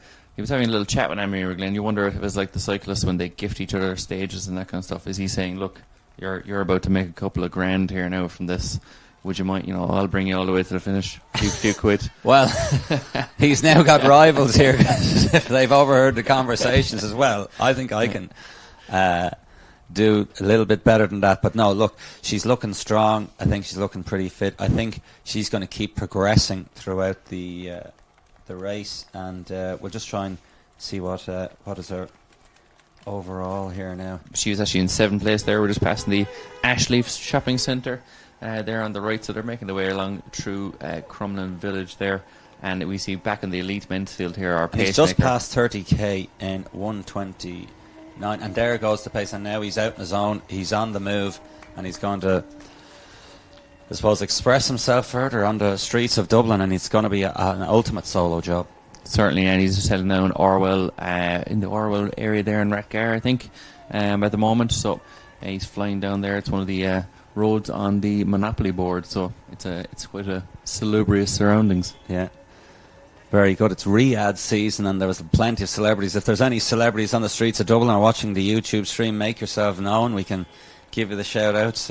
We can get the earpiece on the YouTube. But it's the star of Dublin, Dick Hooper, was inspired to run the Dublin Marathon when Bill Rogers became Boston Billy, winning multiple Boston marathons, as it were. That was his inspiration. Now we're looking at the hero for a day so far, Kamal Hussein. And look at the bikes. Just look at him on top of the pedals, dancing on the pedals. And as Hussein is dancing on the street, you can see the pace of the bikes gives you a nicer indication of how fast and sweetly he's moving. Look at the hips, very little adjustments, square, steady, very fluid and steady around the shoulders there. And he is looking supreme as he's going down this downhill section. So Kiprotich has dropped out. He has done an excellent pace job. He's earned his corn and his bread and butter and ugali if he wants some on top today. He certainly did, and you could see even just in terms of not only just the pace he was running at, but also he was constantly chatting to the athletes when they come up to the different sections and corners and that kind of stuff. So it was almost like cool runnings. He might have been sitting in the bath doing his left and right turns as Dries Bannock did as the driver there, but he certainly knew the course and was chatting all the way through to Hussein. Hussein's just gone by, coming down towards the dropping well here. Athletes would know this, the Milltown area here, coming up by Alexandra College there on the left as well. So he has the Dodder River on his right, and he's going to be making his way downhill here in this section, but we'll be starting to hit a few hills in here now as he makes his way back up towards Slorgan. Yeah. And just as I got in a message, and also I was thinking that he's projected now for sub 2:06, 2:05:58. The man is flying, and he doesn't look like slowing down at all. As I said, he's looked pretty much golden from the gun. Yeah, certainly, and we obviously were aware of the record being set by El Ghammouri of Morocco, 2:08:06, and we were chatting about whether that would be under threat today, and we didn't think it would be. We said it might be maybe just broken, but at the moment Hussein is going to absolutely smash that record. He's moving the Dublin Marathon into a different stratosphere in terms of times, and Lizzie Lee, in fairness, said in the outset that it's a pretty quick course. I don't think it clearly isn't as quick as Berlin and some of the other ones you've seen here, multiple twists and turns and ups and downs, but there's still enough good running in it to get rolling, and on for a sub 2:06 here. Kamal Hussein, it's going to be a pretty massive run, and Anne-Marie McGlynn is right on our screen, right on cue. We have our Irish lead woman bike there flashing, and as we said, she's gathered more company here with the two lads. Certainly, and I suppose just on that men's field there, in terms of you were saying about the pace, these athletes, all those athletes are well inside. Even the athletes in third and fourth, Kasoro of Uganda is running 4:59, so his projected finish will also be well inside the previous record. So plenty of great action here. But this is the lead runner in the women's domestic field. She's also 7th overall, and she's projected just inside that 2:40 range at the moment. But a really, really good race from her, and she's well out on her own now. She's almost 2 minutes ahead of Gladys Gagniel, and there's another 3 minutes back to Sarah Loughnane. About another 40 seconds back to our 4th place finisher at the moment, McGrory. So certainly a good battle on the domestic field, but Anne-Marie McGlynn is certainly out on her own here as they come along through Kimmage, and they'll be making their way to the right now very shortly, and starting to go into that Terranure area. Yeah, Sean McLaughlin is number 4175. He's amongst the company, looking to see can he negotiate prior to the prize pot there. So we're just going to go through here the 30k mark.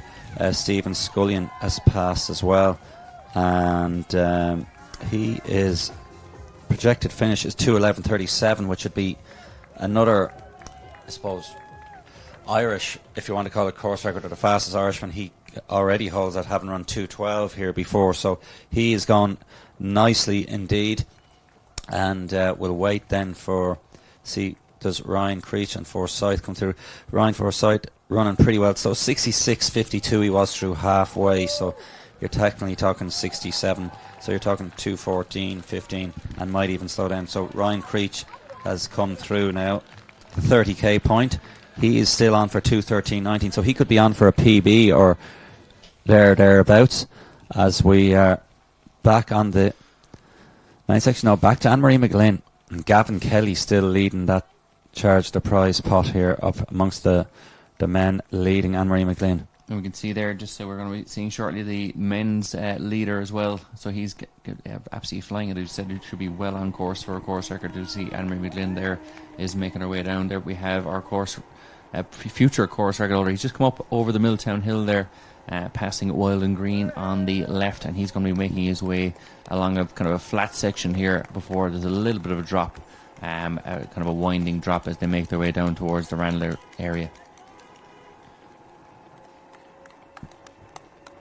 So we will see our screen there. We can see there's a bit of rain jumping up there from the road as well. So it is still cool conditions out there for Hussein. As I said, he is absolutely flying it here, and we should see him smashing the course record. Coming up to our wheelchair finish, I'm predicting this could be Pa Monaghan, and he just dipped under, and it is Patrick Monaghan. I think this might be his 7th time to win it. He's won a lot of times. So Patrick Monaghan's there. There's Lauren Carr just giving him the Irish Life Dublin Marathon towel, as it were. I can see Dave Fitzgerald leaning down from Sportsfile. So Sportsfile will be one of the main photographers here. Info Photography as well. They'll be firing out all the photos of the day out onto, obviously, the Dublin Marathon social media channels. Make sure to follow Facebook, Instagram, X, as it were now, and I'm sure they probably have, I'm not au fait with all of them, but TikTok and a few others. But here is Kamal Hussein. We're going to get some of the digits for Pa Monaghan there, the Irish Paralympic athlete who's going to be going to Paris later, well, not later, in the summer, in 2024. He's at least a 2-time Paralympian as well, so yeah, he's six-time winner of the Dublin Marathon as well. So this is his 7th now this morning, yeah. And he was competing against Sean Frame as well, the Commonwealth Games silver medalist, who recently set a personal best of 1:31 in Berlin. So great battle on there in that wheelchair race. But back here to the men's elite field, and Hussein is in a field of his own this morning. Oh, he is.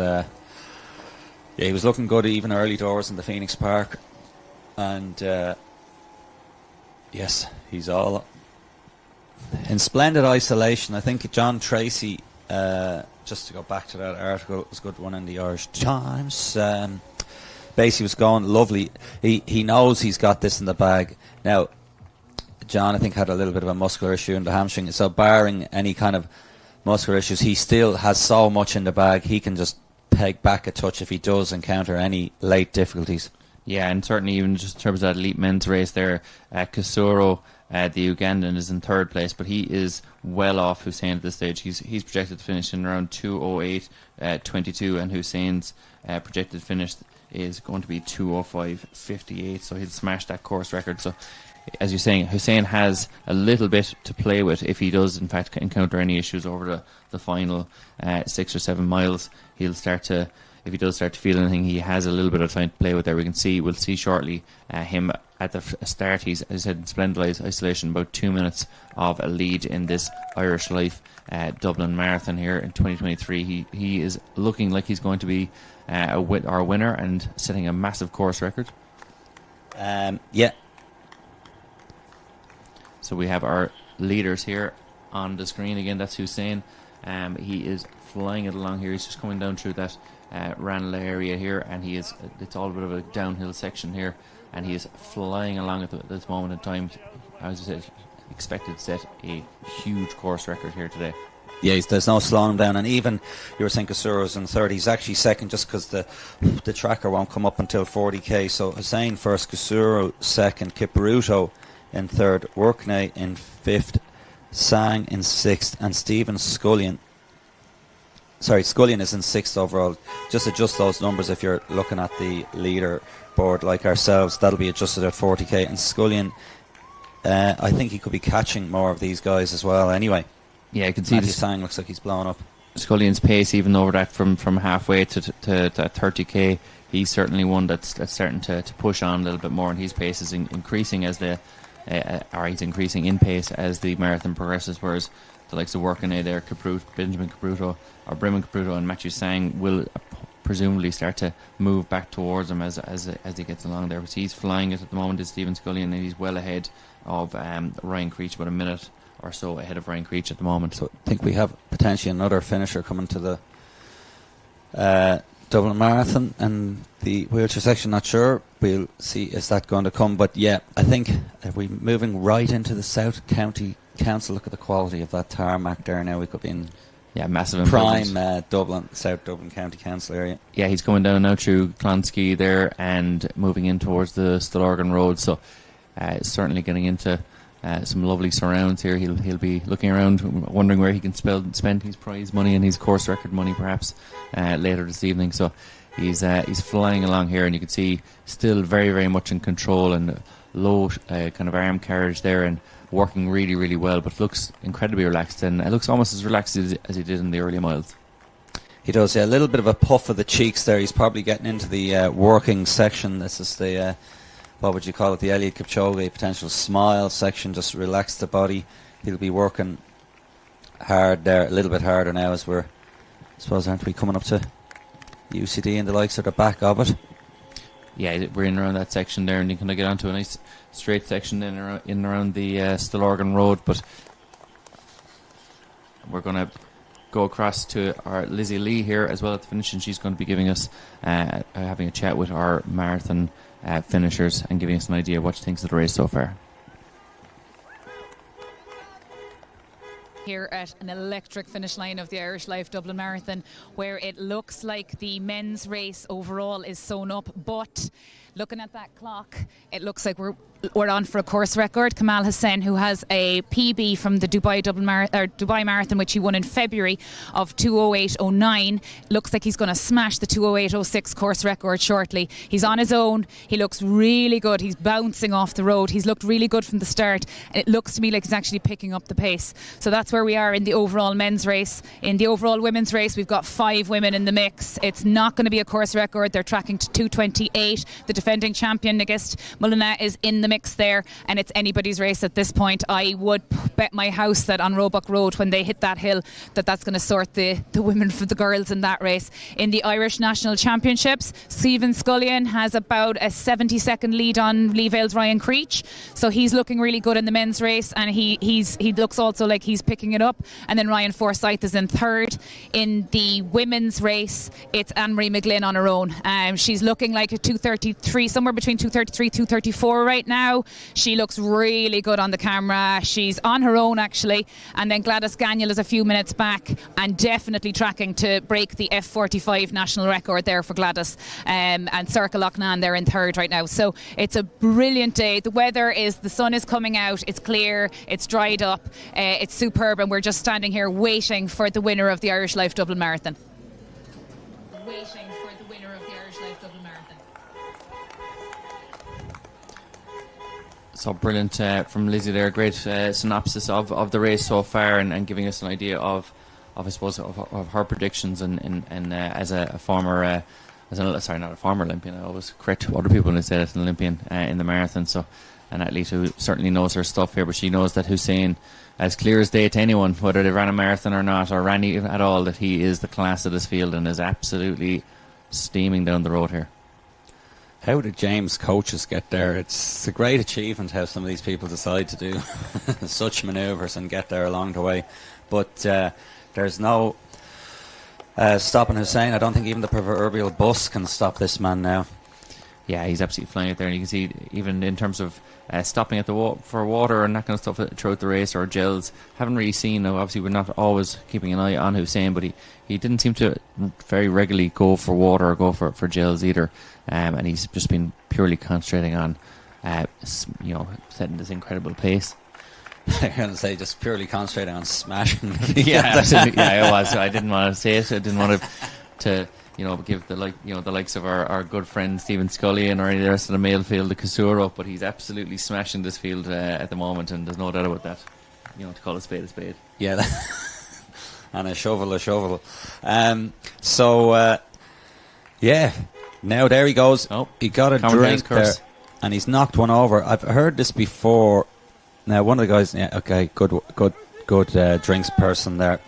Sometimes it has been a tactic. Apparently, you can try and wipe out the other people's drinks by accidentally, and we did see it famously. And I think one of the athletes, literally, I think it was a French athlete, literally had his hand and he swiped all the elite drinks off, and then was able to pick his out and knock everyone else off. That was a pure accident there, and it was good to see the common sense there. Pick the bottle up and put it back now. So there is one of our said branded. I'd say it begins with a letter M, black label gel, ends with an N. Martin is the brand of choice, really. But again, essentially, there's sodium bicarbonate in some of them. There's caffeine, and then you've just got your carbohydrate and your sugars and a bit of, say, the iso gel. Just means it's got the water in it to help, and sometimes you can get thick gels which don't have the iso in them. Yeah, we can see here our main field coming through the Castleknock area, but we'll be seeing our women's field here, because we've seen a bit of a change in the women's field. They were very much working together as a large group, and we didn't really see much of a gap at all between them. But we can see here the athletes have decided to put a little bit of pressure on coming down the Orwell Road here. So it is at the moment we've got Kipicic and Mulaney, last year's winner, there in third, and in the lead there Nagash. Saram Nagash. We have to work on our Ethiopian pronunciations. We've got 12 months till next year, and I don't have that many excuses. Haven't coached Hiko Tanosa Hasso in a former life, but yeah, they're right in there. And then Kipyatic is in there, that you had mentioned there earlier on, 68.34 PB, and if I was correct per hour, it's 2:39.50. She's going to smash that marathon PB. She was fourth in the Verona half marathon as well. She certainly is, and yeah, you can see there as well. You've got Habala as well, the athlete from Ethiopia there in the blue singlet. She is, we said her personal best was set in Annecy in France in 2019. That was a 2:29, so she's not too far off her personal best, but she's amongst athletes here that would be certainly a faster personal best than her, but she'll be hoping to be amongst the mix, and this could be her breakthrough race here today. All very evenly matched, yeah. We saw Kamal Hussein come through this section, but yeah, just to see it again with more of the runs. I can see Kieran, name escapes me, just so you can see the start of Kieran McKenna. That's it, correct. Just behind those elite females. So a good domestic male always tries to keep up with the elite females. It's kind of like a measure of your ranking and being at decent national level. So these women are very, like, even on the PBs, they're all very evenly matched, and some of them kind of inexperienced or just getting into their second marathon, mightn't have had a great first one, but all have stellar half marathon PBs. So they're just rolling down this hill, and that is Sarome Nagash. I think she has a PB of 2:26:40 from Dubai in February. Yeah, she was the runner-up in the 2023 Stockholm Marathon as well. So, as I said, 2:26 would put her well ahead of Habala there, and even ahead of last year's winner, Mulanoi from Ethiopia as well. But they'll certainly be amongst them. The three of them are mixing it well here in around this point. So it looks like there'll be neither title on the men's or women's side defended this year. Yeah, that's Kipetich there from John Kipetich, the 25-year-old from Kenya. So it's a good battle here between two Ethiopians and a Kenyan. And Joan Kipetich there in third, fourth in the Verona half marathon, and that PB of 68:34. As you mentioned, the 2:39:50 as they pass the dropping well there and make their way down towards Milltown. This is when the race tends to start, really, in terms of the hills and the kind of the distance that we've covered so far. But Kipetich, the 25-year-old from Kenya there, just in third place. Looks to be dangerous as well with that half marathon PB of 68:34, but she may struggle over the last couple of miles. Yeah, I think as Lizzie Lee said there, just when they start coming up to those hills and UCD as well, there could be a lot of change. Now, there's plenty of ups and downs here. They're getting sorted out now anyway with that leading trio, and it'll be a little bit more isolation, I think, by that point as well. That'll finally sort them out fully as well, and I think there'll be an increase in pace as well towards the finish. Yeah, certainly, and you can see there that obviously the men's race is done and dusted in terms of the winner, we would feel at this stage, but three athletes here in the women's race at the top end, the female field here, and we'll see how they get on. As you can see here, our leader in the men's coming up to RTE soon, won't he? Yes, certainly. He'll drop in for an interview on his way, and he has plenty of time. He's absolutely flying it there. Hussein there, the Ethiopian, is well on course to smash this national, or just not national record, this course record here in the Irish Life Dublin Marathon. Interesting to see. I don't think that always would have been the case, but we've the cones there. They're trying to keep as much traffic operating as possible, and still plenty of space for the flow of the road. I'm sure when mainly more of the houses, they might shift that out a little bit more, but it's some operations to keep the streets free, and something we don't we take for granted, especially if anyone's in a car these days. The amount of traffic on the road is off the charts now, so it's some operation by Jim Ockney and his crew for the Irish Life Dublin Marathon, and then obviously in cooperation and right on cue there's a guard there as well, and the local and all the local services. So it's a huge operation here, and it's going to be a massive course record by the looks of it now from Kamal Hussein. Yeah, certainly. As we said, he was on course there earlier at the 30-kilometre mark.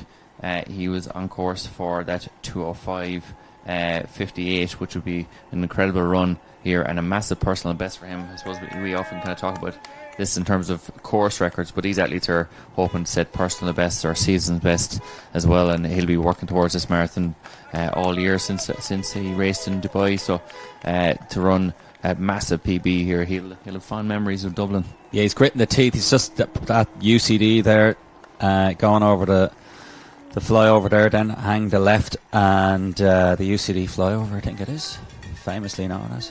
Don't know how they came up with that name, but anyway, and the Environ. So he is gritting the teeth now. There's ups and downs. This is going to start stinging you, these type of twists and turns, and that's why all can change a little bit. Our pace, certainly the paces can be affected, but he's gone back down the hill. He can get a little bit more momentum, and great to see all the volunteers out there, and the official volunteers in their purple there of the Irish Life for 2023, and we're back to the women, Ronan. Yeah, certainly, and just a note there, about 14 minutes left in that men's race for Hussein, and plenty more to go for Nagash here and Kipetich and Habel, but they're operating in around that 5:39 mile pace at the moment, and projected finish time here of in around 2:28, so we'll be just outside that record. set back in 2010. But certainly it will be a fine race here between these three athletes at the moment. Which is pretty impressive that's holding in terms of that's the pre-shoe game, really, isn't it? 2010. Yeah, 2:26.13. So unless we see a major increase in pace here, that is very much safe for another year. But yeah, it's certainly very odd to see a record last so long in the marathon game these days. But I'm sure it will be broken at some stage. I think they've never really, obviously we've seen the race unfold today, they've never really attacked the course record. And then, as we said, George Ravenhall nearly getting barreled off the road was as a bit of frustration. I think it might have been from Nagash actually looking for the others to kind of get going or not be just stalling on our heels, which they essentially are again.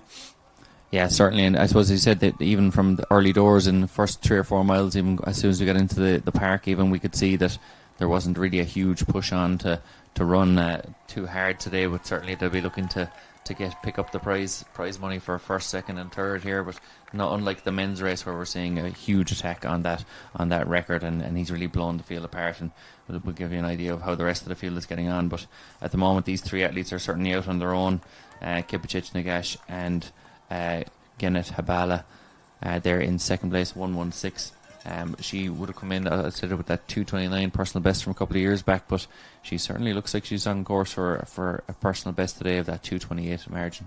And we can see a few more runners on the path there, people taking in their Sunday long runs and along the course so they can keep an eye on proceedings. I forget Declan's second name, but you can see him just in the red singlet. They pass from City of Derry. He's been a top master runner down through the last number of years. So, they're clipping along. But look at the face and the composure there now. She hasn't hit top gear at all yet. No, she hasn't. She's looking absolutely superb at this moment in time, and just incredibly relaxed. All three of them are looking relatively relaxed. I think Joan Kipchich there in third, kind of rocking the shoulders a little bit more than Nagash at the front, but she certainly looks like the most relaxed at the moment, and still plenty of running obviously to do. With a projected finish time of 2:28, we're still a good half an hour off our finish here for these athletes as they motor through South Dublin here. But the man himself, coming up to 24 miles, Kamal Hussein. I know, yeah. he's going to be done and dusted. He's 2 miles. It's less than 10 minutes to go, I think. Yeah, exactly. Yeah, he's gone too soon for us. He's absolutely flying it here. You can see there he is. The cyclist really almost struggling to stay with him down this hill. He's absolutely flying it here. In rugby parlance, he's absolutely sending it.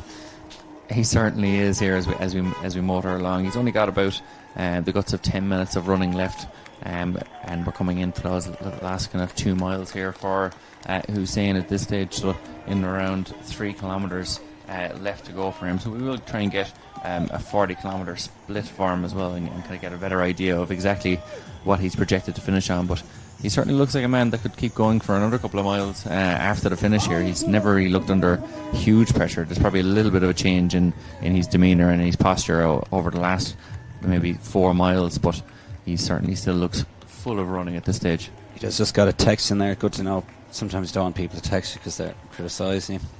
But and I wouldn't be touchy. But Declan Reid, it's always helpful to get good text in Fintan Riley. Declan Reid of Derry, that's who I was mentioning there.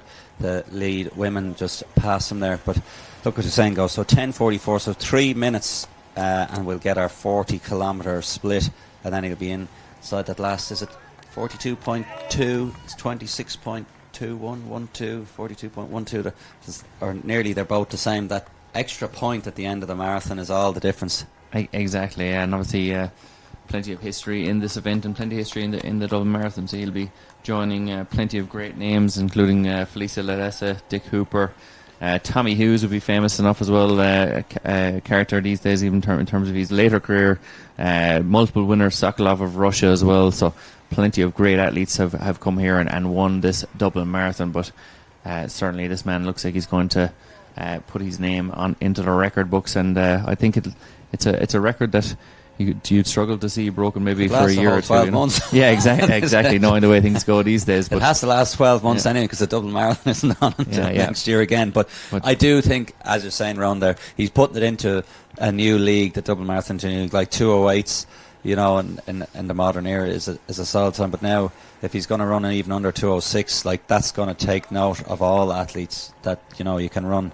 That's well under 2 minutes under the Olympic qualifying time, and I do think there's Irish athletes that are good enough and can be good enough in the future to run under Olympic standards here, and that's been always the Dublin Marathon's goal. Really, has also been improving. They've had their marathon missions improving the standards of Irish distance running, and the fact it incorporates the national title, probably a little bit far away, but we've seen the Japanese trial. But I think that would be the dream goal ultimately, is that their top Irish runners will be, you're running a trial, and potentially, like in Japan, the first two are guaranteed selection, and then the third is potentially, an alternate. They can pick the fastest runner if they so choose. Exactly, and Hussein here, as you said, if he runs at 2:06, it certainly even gives a kind of a shot across the marathon scene to know that you can actually come to Dublin and run those kind of times. So as you said, it might only last the 12 months as other athletes decide to come and race in Dublin, knowing that you can run 2:05 at 2:06 here at your best. So an incredible run there. He passed Pembroke Wanderers club there. It's a cricket club, is it? Hockey, I would hockey think. Is it? Hockey club, and he's not wandering here. He's certainly staying on pace. Yeah, as long as he doesn't go wandering and take a wrong turn.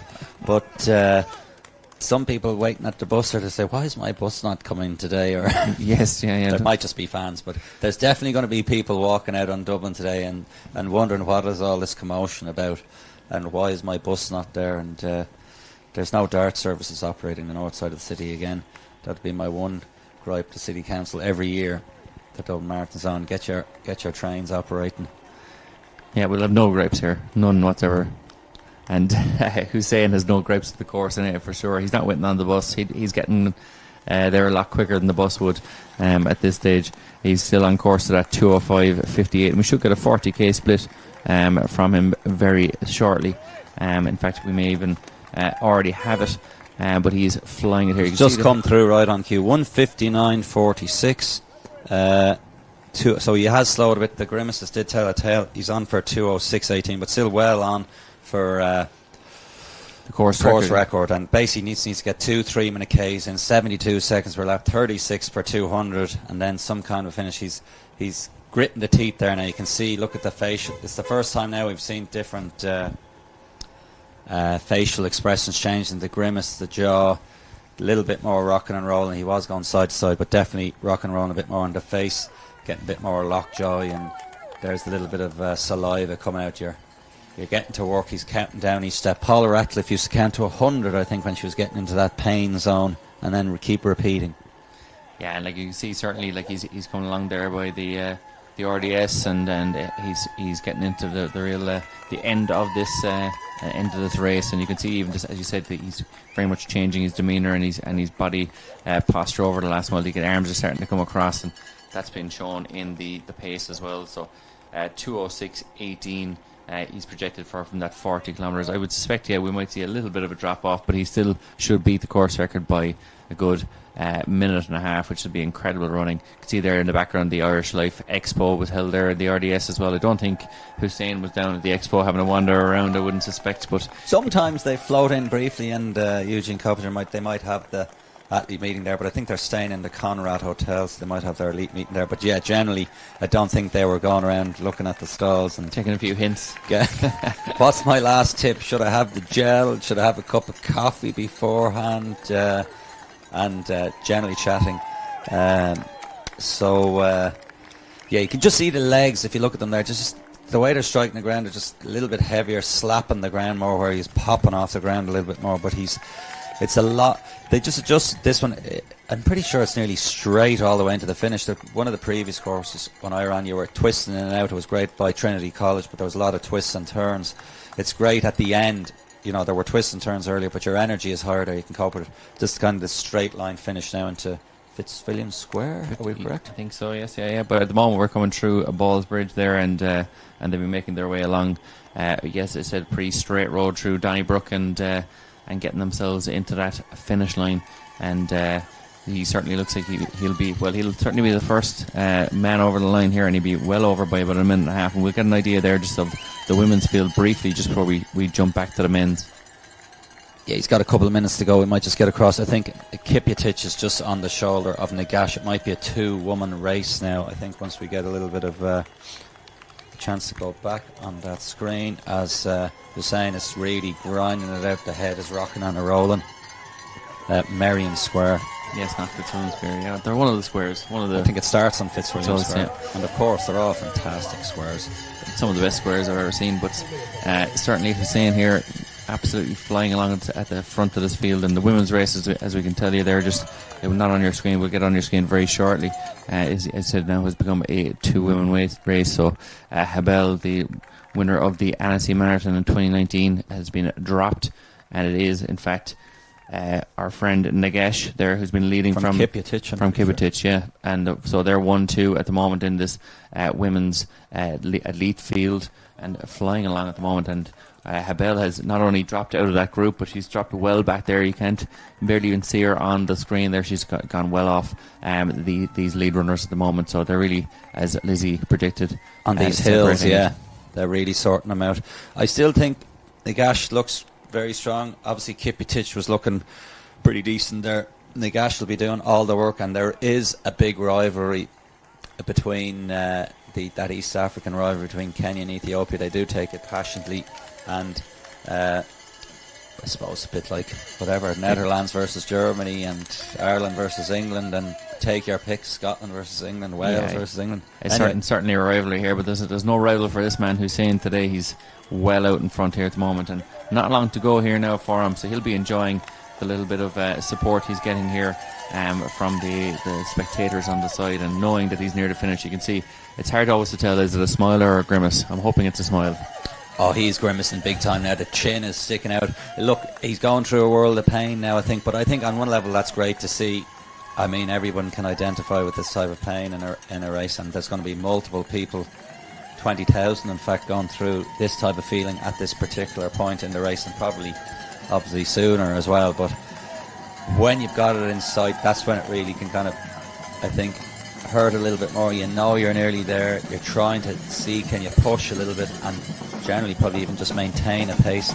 They have the finishing ticker tape out on Merrion Square, the purple carpet, the colour of Irish Life, our fantastic main sponsor for the Dublin Marathon. And Jim Ockney is out giving them the wave. There really can be a little bit of things. So Ron, we might let you take him away once he comes in here into our screenshot. Yeah, so I was saying that we've the motorbikes have dropped, and we've got the last section here. We can see the women though working well here, and that is Nagesh and Kipyatich. They're the lead women in the elite race, and they're flying along at around 2:29 pace at the moment. So really going well, and it's become a great battle, and we could see a fantastic race between these two all the way to the finish. So that'll be an incredibly exciting end. We haven't seen Hussein enter. He's just come onto our screen there, so he looks like he's going to smash the course record here today, and certainly smash his PB as well. So projected finish time for him at the moment is 2:06.18. We'll see what exactly that is in the end. We'll see that screen on our screen as well. But he's absolutely blown the field away here, Hussein. From the start, he was always looked like he was going to run well today, and he certainly put paid to the rest of the field throughout. But he's going to win this year's Irish Life Dublin Marathon here in a new course record, which at the moment looks like it's going to be in around 2:06.35. But he's flying it up here to finish, getting great support from the crowd as well. So the winner of this year's Dublin Marathon is going to be Kamel Hussein of Ethiopia. Previous PB of 2:09.09, and he's going to absolutely smash that here, and he's going to run 2:06 and change here. Point to the sky. 2:06.48, I think, or 2:06.50, and now we're seeing the pain, and he sits down and has a word with himself upstairs. Exactly, and thanks be to the Lord, I'm finished. Look at the legs were staggering. There's Jim Ockney, the record breaker. Sign, there he goes. He's going to give him the flag, as we see in all the major marathons. So great to see Jane Ockney. He puts in untold work alongside his whole committee, and he'll be chuffed with that. Sub 2:07, he's holding it up. We've another wheelchair finisher coming in, then 2:12. Dave Dempsey is generally the man on the mic at live down in Merrion Square. And You're saying there is pointing at it saying, I'm the record breaker, and Lizzie in as well to give out the Ethiopian flag. So, I'm not sure if that was Lizzie. Lauren Carey. Lauren Carey, yeah, but certainly delighted there to win, and he's delighted with his record as well. Great to set personal best after all that effort as well in terms of planning for this post-Dubai Marathon. So he's ran 2 personal bests in 2023, so he's a man on the charge and absolutely flying it. And hopefully we'll see him come back next year and take another couple of seconds off that record. Yeah, we'll see a few more other runners coming in, but here is the women's race. This is still all to play for. Kipitic definitely looks like she's struggling a little bit more. The jaw's open, the mouth is open a little bit more, swinging from side to side. Nagash is looking composed. She's done most of the work, so has a little glance at the watch.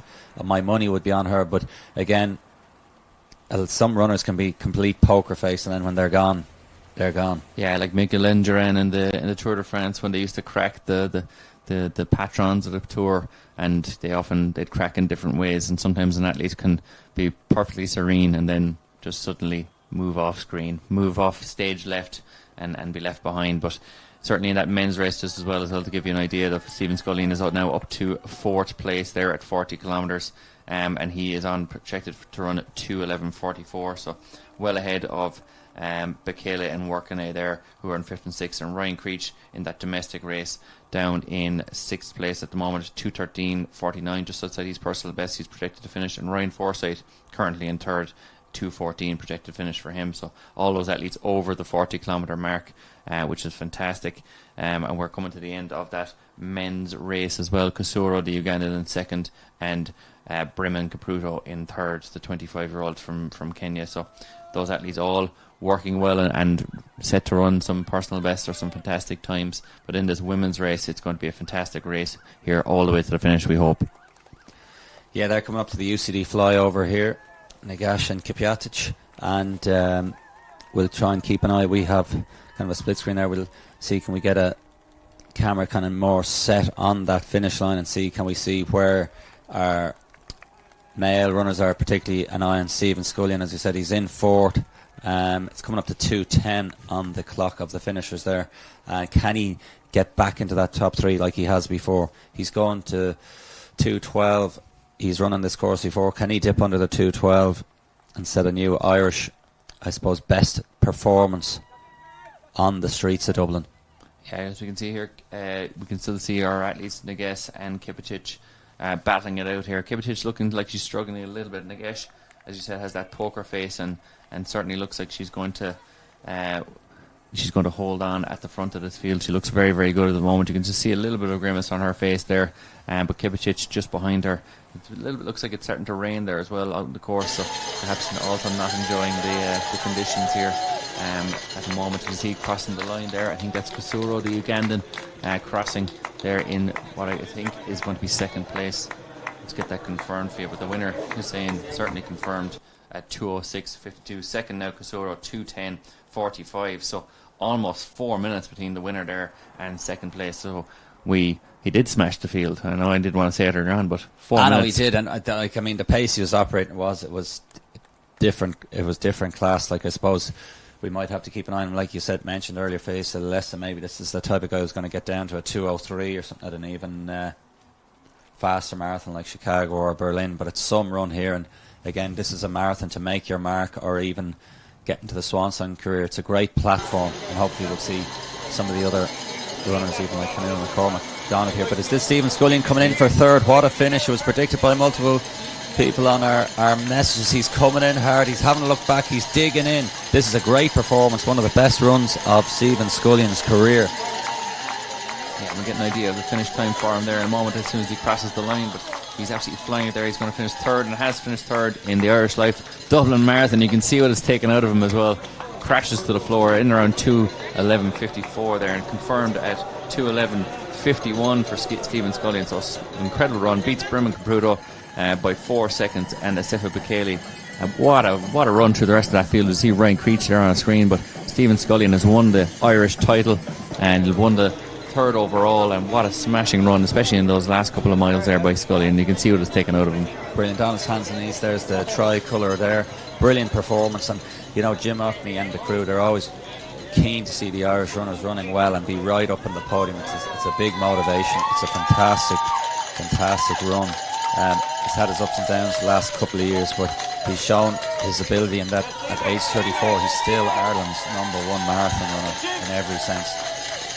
Certainly there, an incredible run. And I suppose it's good to inspire the rest of the Irish field as well. He finished third overall in Dublin Marathon. We've often seen over the years, the elite field and then the domestic field being a good bit off that. But to have a guy like Scully and competing amongst the elite international field there and finishing third overall and beating some high quality athletes, and to run 2:11:51 as well, a cracking performance there. It's great for the crowds as well. And there's could be great. And it looks like Ryan Creech has come up really. He could catch him here now. He's going to put it in, Creech. So can he get up and pass one more man? It's every place counts in terms of prize money and of course pride, and let's try and finish as fast as he can. It's €1,000 difference between 6th and 7th here, so Ryan Creech is literally sprinting for the grand.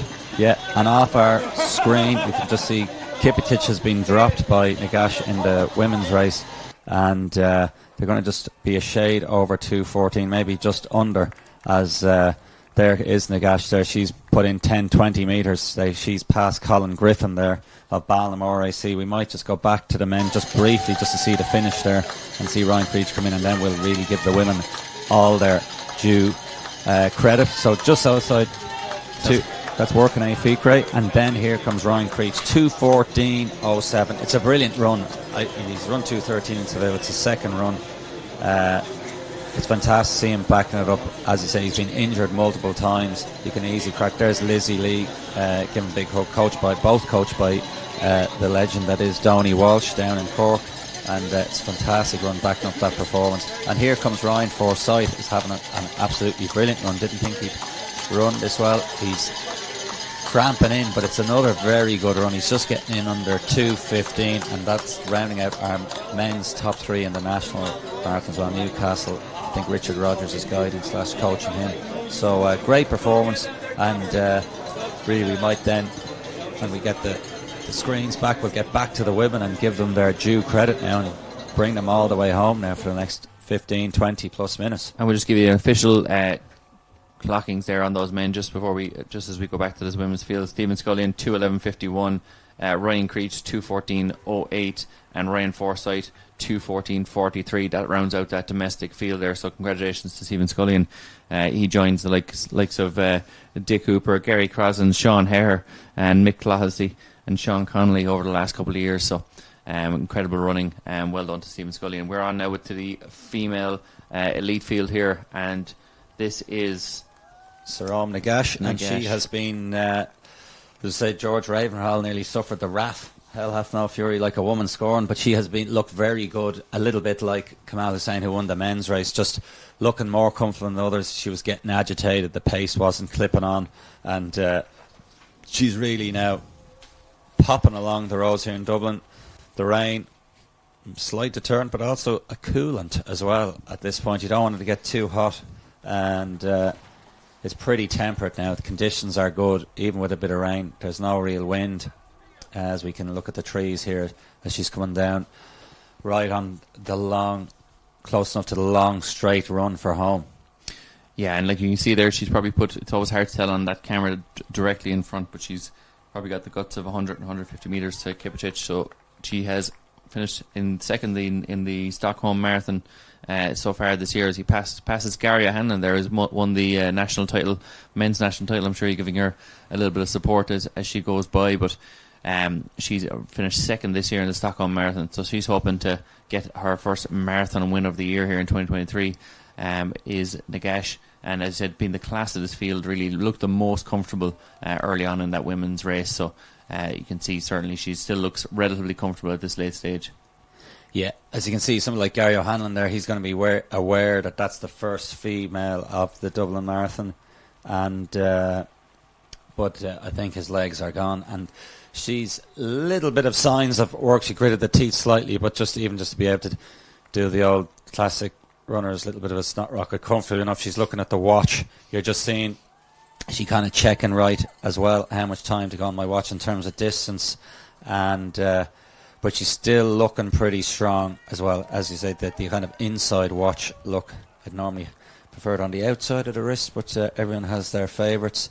So what way it'll sit on you, especially all these minute details over 26.2 miles, as mad as it sounds, can make a big difference in terms of even your comfort, the way it's sitting even on the bone of your wrist. Yeah, certainly. Like, and that personal best that she set earlier this year, 2:26:40. She was 9th place in that Dubai marathon, but that is her fastest time by about 3 minutes. So she's still looking like she's going to look pretty good here today and running around the 2:28. Especially if she continues to pace over these later miles. But certainly been an incredible run from her so far, and really put paid to the chances of Kipicic, who's just behind you on your screen there in the green. She's about 150, 200 metres behind at this stage. Gary O'Hanlon, as you can see, he's in a world of pain there as well, and he might be caught by another couple of runners there. So on the clock on the other split screen at the finish, we can see it's still 2:18 and 30 at the moment, and if we can we go back to the leading Irishwoman as well, as was previously mentioned. Anne-Marie McGlynn in the lead, followed by Gladys Gagnon, followed by Circle Loughnane, kind of the super moms club as well, if you want to call them that. Or yeah, certainly, and Nagesh there just came through that 40 kilometres, just to give you kind of an updated idea of what our finish time might be. She's looking at 2:26:13, so certainly picking the pace up as she went through that last 10 kilometres. 2:26:40 is her personal best, so we could see two personal bests set today by our winners, which would be incredible. And course records. What was the course record? I'll just check the course record there now. We should really know that, Phil. You know what I mean? At this stage. You mentioned that there was even over 2010, 2:26. But as you said, the fact they were that comfortable means they can close hard and close quickly, as we have another men's finisher coming in. Yeah, just to interrupt you there, Phil. I'm at 2:26:13. So her predicted finish time is exactly the course record.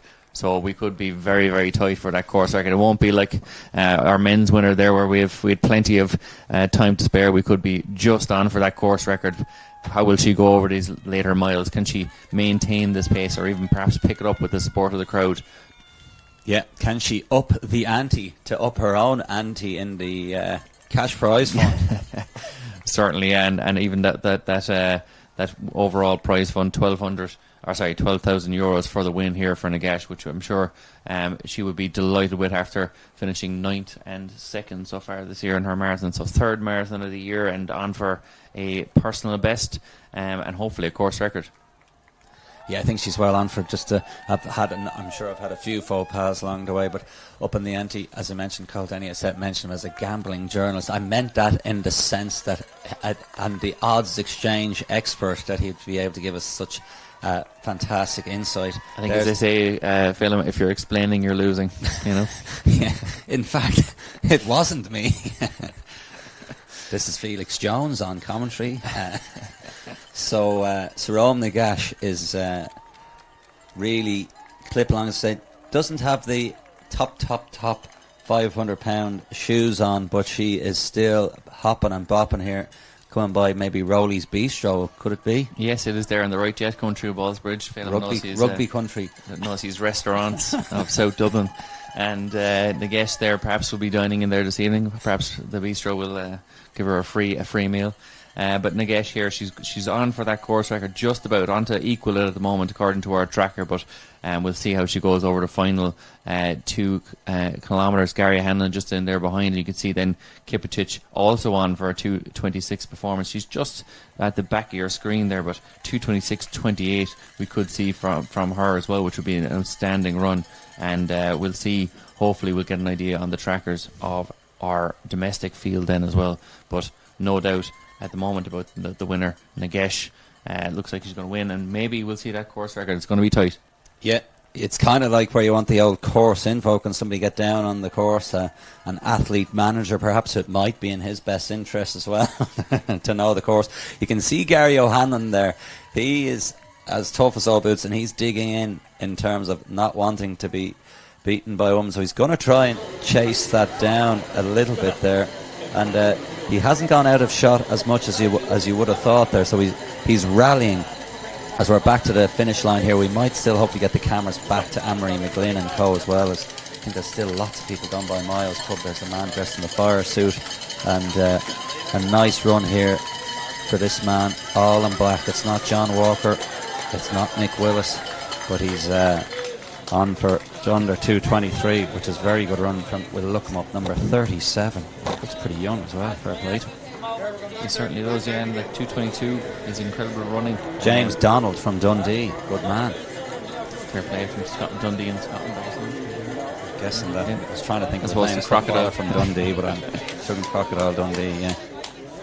But certainly, yeah, incredible run there. Crocodile runs in with this 20,000 crowd. So 2:23 on the clock now. We're about 3 minutes away from the finish of the women's elite field, as we see plenty of athletes coming down through Terranure there in the main field, and still in fine fettle there as they enter into the crossroads there by Vaughan's pub, which James Joyce's mother used to work in. Would you believe? I would believe it now. I didn't know. I'd believe anything you told me, Ron, so that's not really much. I'd be quite... did you hear they took the word gullible out of the dictionary? I fell for that one multiple times. So yes. There's more of them at Ren Mayo's pub and your village shoemakers, Malloy Murphy solicitors. They're the old legal route, very popular in the modern era. And of course your Circle K's if you want some petroleum. So still good crowds there in Castleknock, and great to see the runners doing the hand claps as we're coming up to 2:24 at the finishers clock for the main field. And here's a woman enjoying herself. Just like the folks there, Noonan I think was her name printed across, always helps. A few people skipping all the way to the finish. Perhaps not, yeah. I think that they're in quite enthusiastic form here, but still very early for a lot of these people here. The man in the fire suit. Hopefully we won't extinguish any of these dreams here now over the next couple of miles. Yes, thank you very much. I'm here all week. And yes, we're at 40 kilometres. We've only had 4 runners over it, so Anne-Marie McGlynn yet to hit the 40 kilometre mark. She is projected to finish the moment of 2:32 for her, so she's been picking up the pace throughout those last couple of miles, and we should see a good finish for her. She's leading the domestic field, but back to our women's elite field here. And there's Nagesh still in the lead. Yeah, and with the man finishing here, this is the Magic Fox. I forget Fox's first name, 63. We'll look him up. He's in the Say Sky. He's been a stalwart of the marathon over the last couple of years and on the Irish road running scene. He looks very, very happy with himself, so I suspect that is a personal best. Michael Fox, the Flying Fox from Armagh, you see, under 2:25. We have a Denora Harrier on the charge here as well. Is that 10? Let's see by the number. And hopefully we'll get back to these finishing women as well, as this Denora Harrier is happy as well. Yeah, we're about a minute away from the end of the women's race here, so our motorbikes will probably be jetting off to the side here. Kane Collins was that latest finisher. Excellent, and certainly we'll see. We've got about 40 seconds or so, or sorry, 35 seconds or so until we see our elite women come in. So we're on this camera shot here, and we'll see. Hopefully we can break that record. She was directly on to equal the record of 2:26:13 of Tatiana Arsova. We said, and I think they're coming in now. Tudor Moldovan is in now. If we can just get away from that now and zoom in here, and let's get the women in here. There's some sprint finishes in here.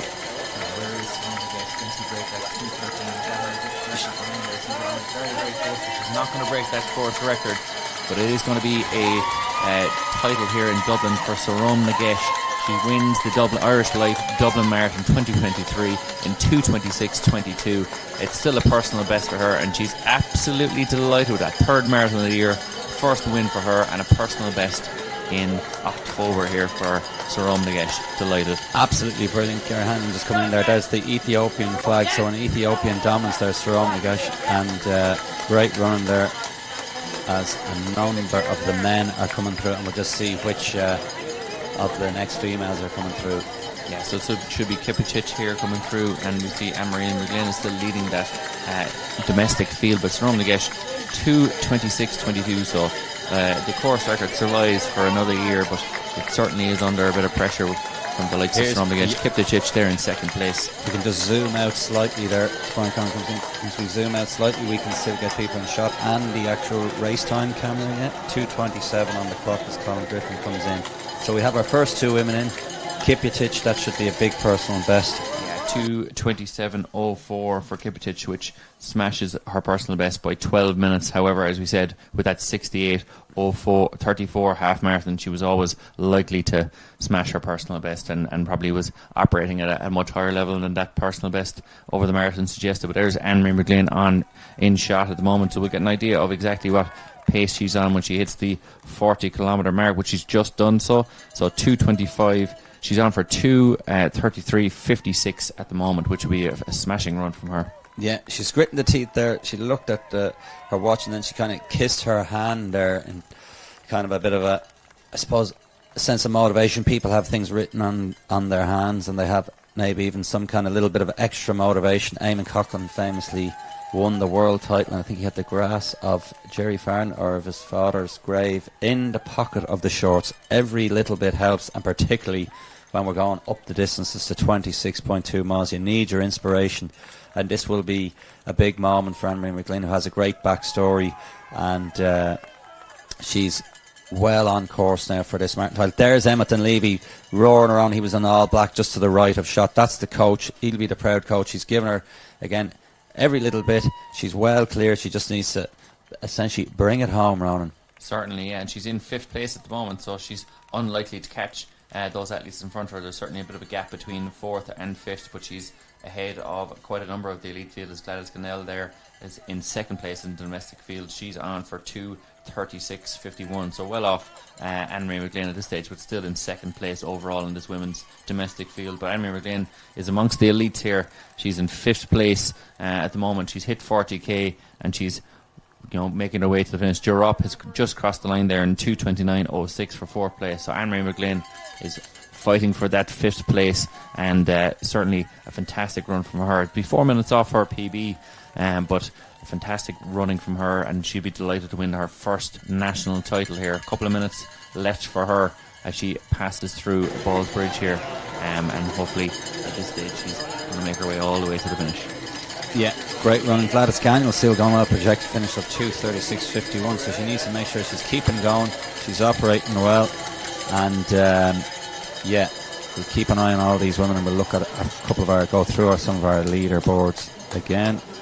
And certainly, and I suppose for Anne-Marie McGlynn, she'll be joining the likes of our Lizzie Lee, who you saw in commentary earlier on, Linda Byrne, Marina Cambridge, 3-time winner, Valerie Vaughan, Pauline Curley, 3-time winner as well, Aoife Cook, Fionnuala Ross, and last year's winner Courtney McGuire. So see Simon Nolan there from Bandessie crossing the line as well in 2:30, which would be, I think, a personal best for him, so he'd be delighted with that.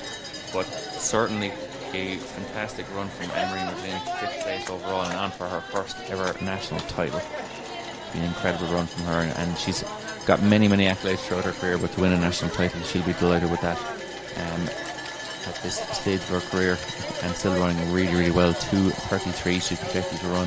As you can see some of the men's field here crossing the line as well, the domestic field.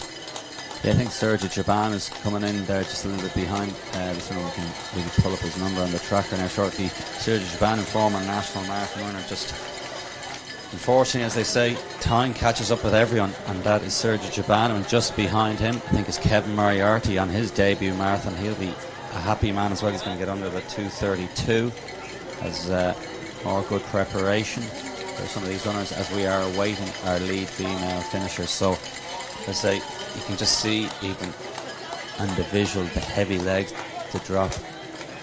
Great run. Kevin Moriarty in the green and white of Raheny Shamrock. He's the first Raheny man home with a trophy. You can see the little cheeky smile of happiness and success. So we'll just zoom back out again. We can see Gladys Gagnon actually on one of the other screens. We can split to that. She's in the yellow of the North Belfast Harriers on another split screen. We can see it, you can't see it, but we might be able to go across to that now shortly. Yeah, and she's on for a projected finish of 2:36, and she's 2nd in that domestic field there. You can see Gladys Cannell there from North Belfast Harriers. She's going very well at this moment in time, and hopefully getting on for that 2:36.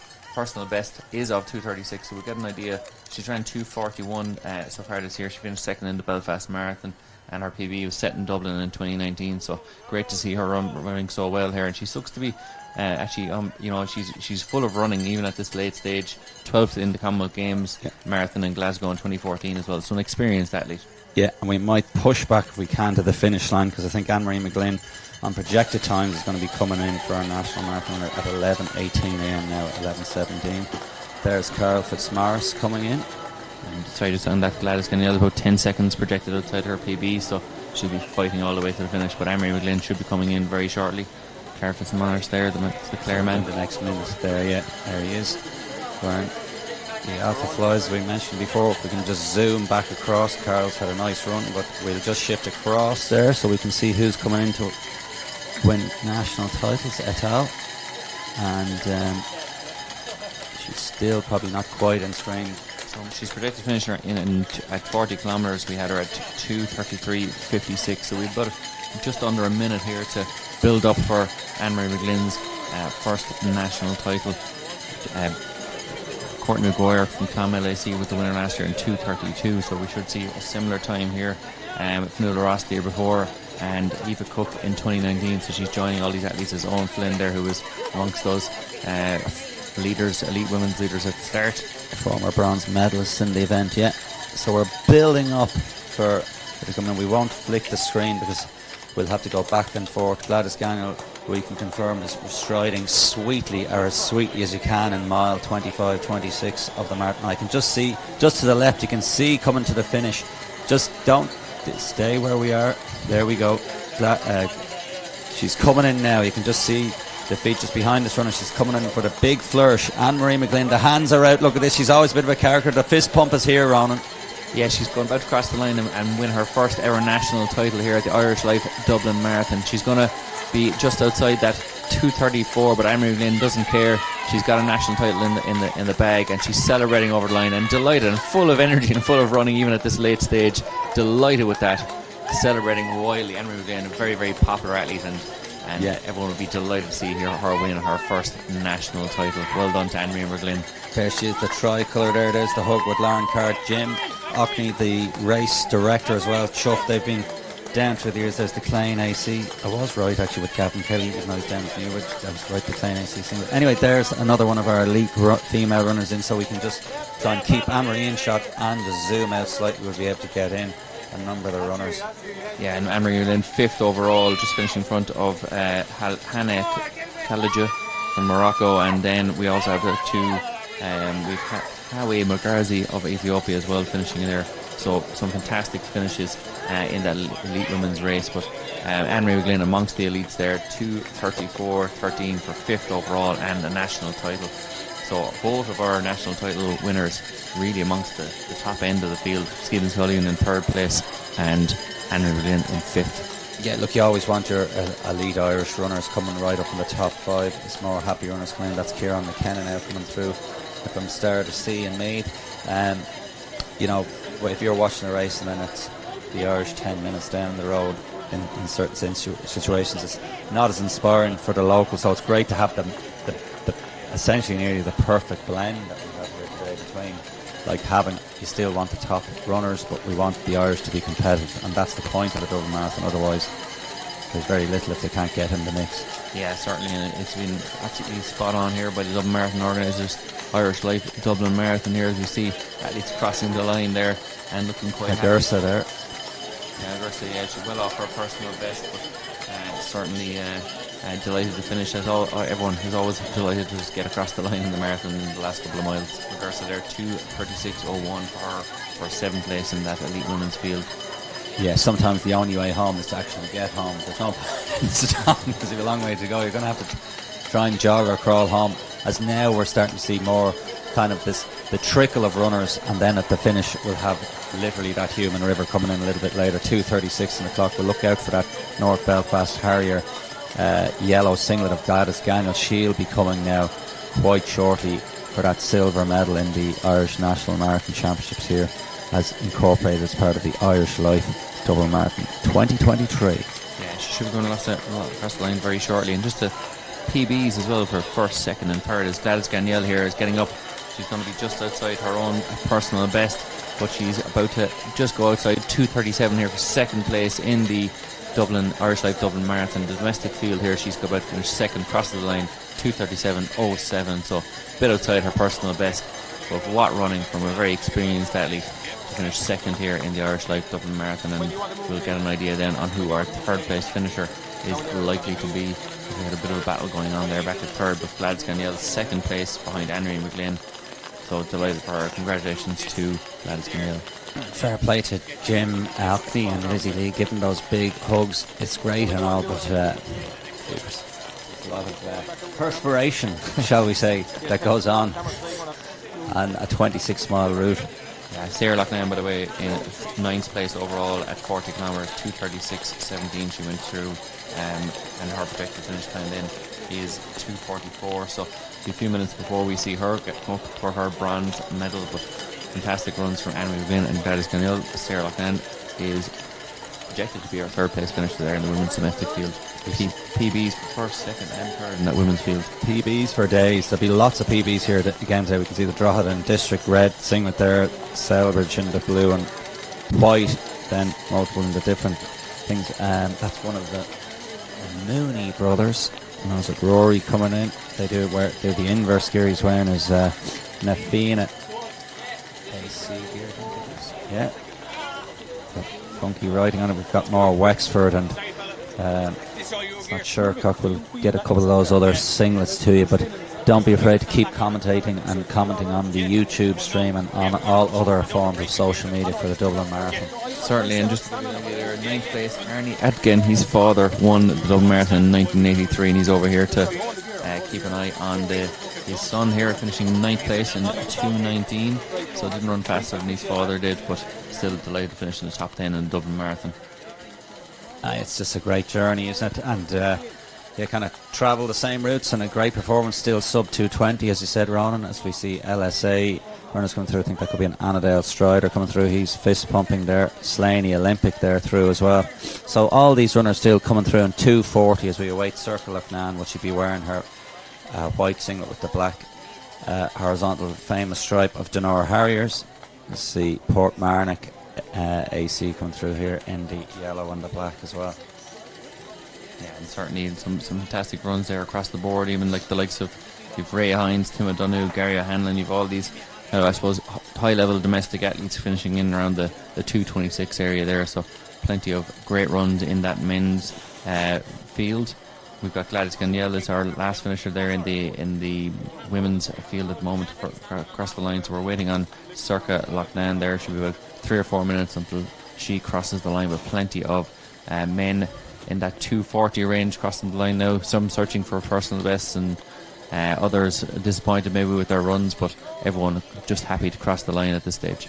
Definitely get your whatever you're getting into now in recovery. See the Crusader singlets there. We mentioned James Hottle at the start of the outside of the programme. He's one of the coaches there, marathon coaches, and Michael and Susan McGovern will be probably coaching a lot of the runners and Crusaders there still as well. But they'll have a huge horde or contingent in this race. Just to remind you as well that the winners of we get the overall winners, but the Stephen Scullion third overall, 2:11.51, our Irish National Marathon winner, and then Anne-Marie McGlynn 2:34.11, fifth place overall, or of the overall women, and then she was also the first F40. Not that really matters. No, not these days. No, well, not when you win overall is more important. Yeah. you can clutch onto that. If you're not in the overall branch, if you're not in the overall winner. So more bodies. Here's our Human River coming through. All the different singlets. Willowfield Harriers in the blue and white. We've seen the North Belfast Harriers yellow. We've seen Owen Flynn as well. There's another Rathfarnham singlet, the green and the black. Carrick Navarre. I keep thinking he's been on my mind since yesterday. What was his name again? Carrick Navarre. He ran with Kaka. Remember, where did he run with Kaka? Somewhere. Oh no, that was Toker AC man. Toker, was it? Yeah. Apologies, can't remember his name, but not only did he run with him, he beat him. Yeah. Listen, not all heroes wear capes. Yeah, exactly. Yeah. Those athletes are all coming through the Ternier area there, so probably still relatively enthusiastic. Haven't really hit the 18, 19, 20 mile mark yet. So that's where as I say in the NFL, it's moving day. So. They haven't hit that yet. Zone. Here's the finishing zone. If we can just shift that camera slightly across the right. I think, as we said, Circle Loughnane is due in the next minute or two, around the 2:44 mark, I think you said. Yes, in around then, yes. So she's getting up for that third place in the women's domestic field, and she'll actually finish 9th overall, which is a fantastic run to be in the top 10.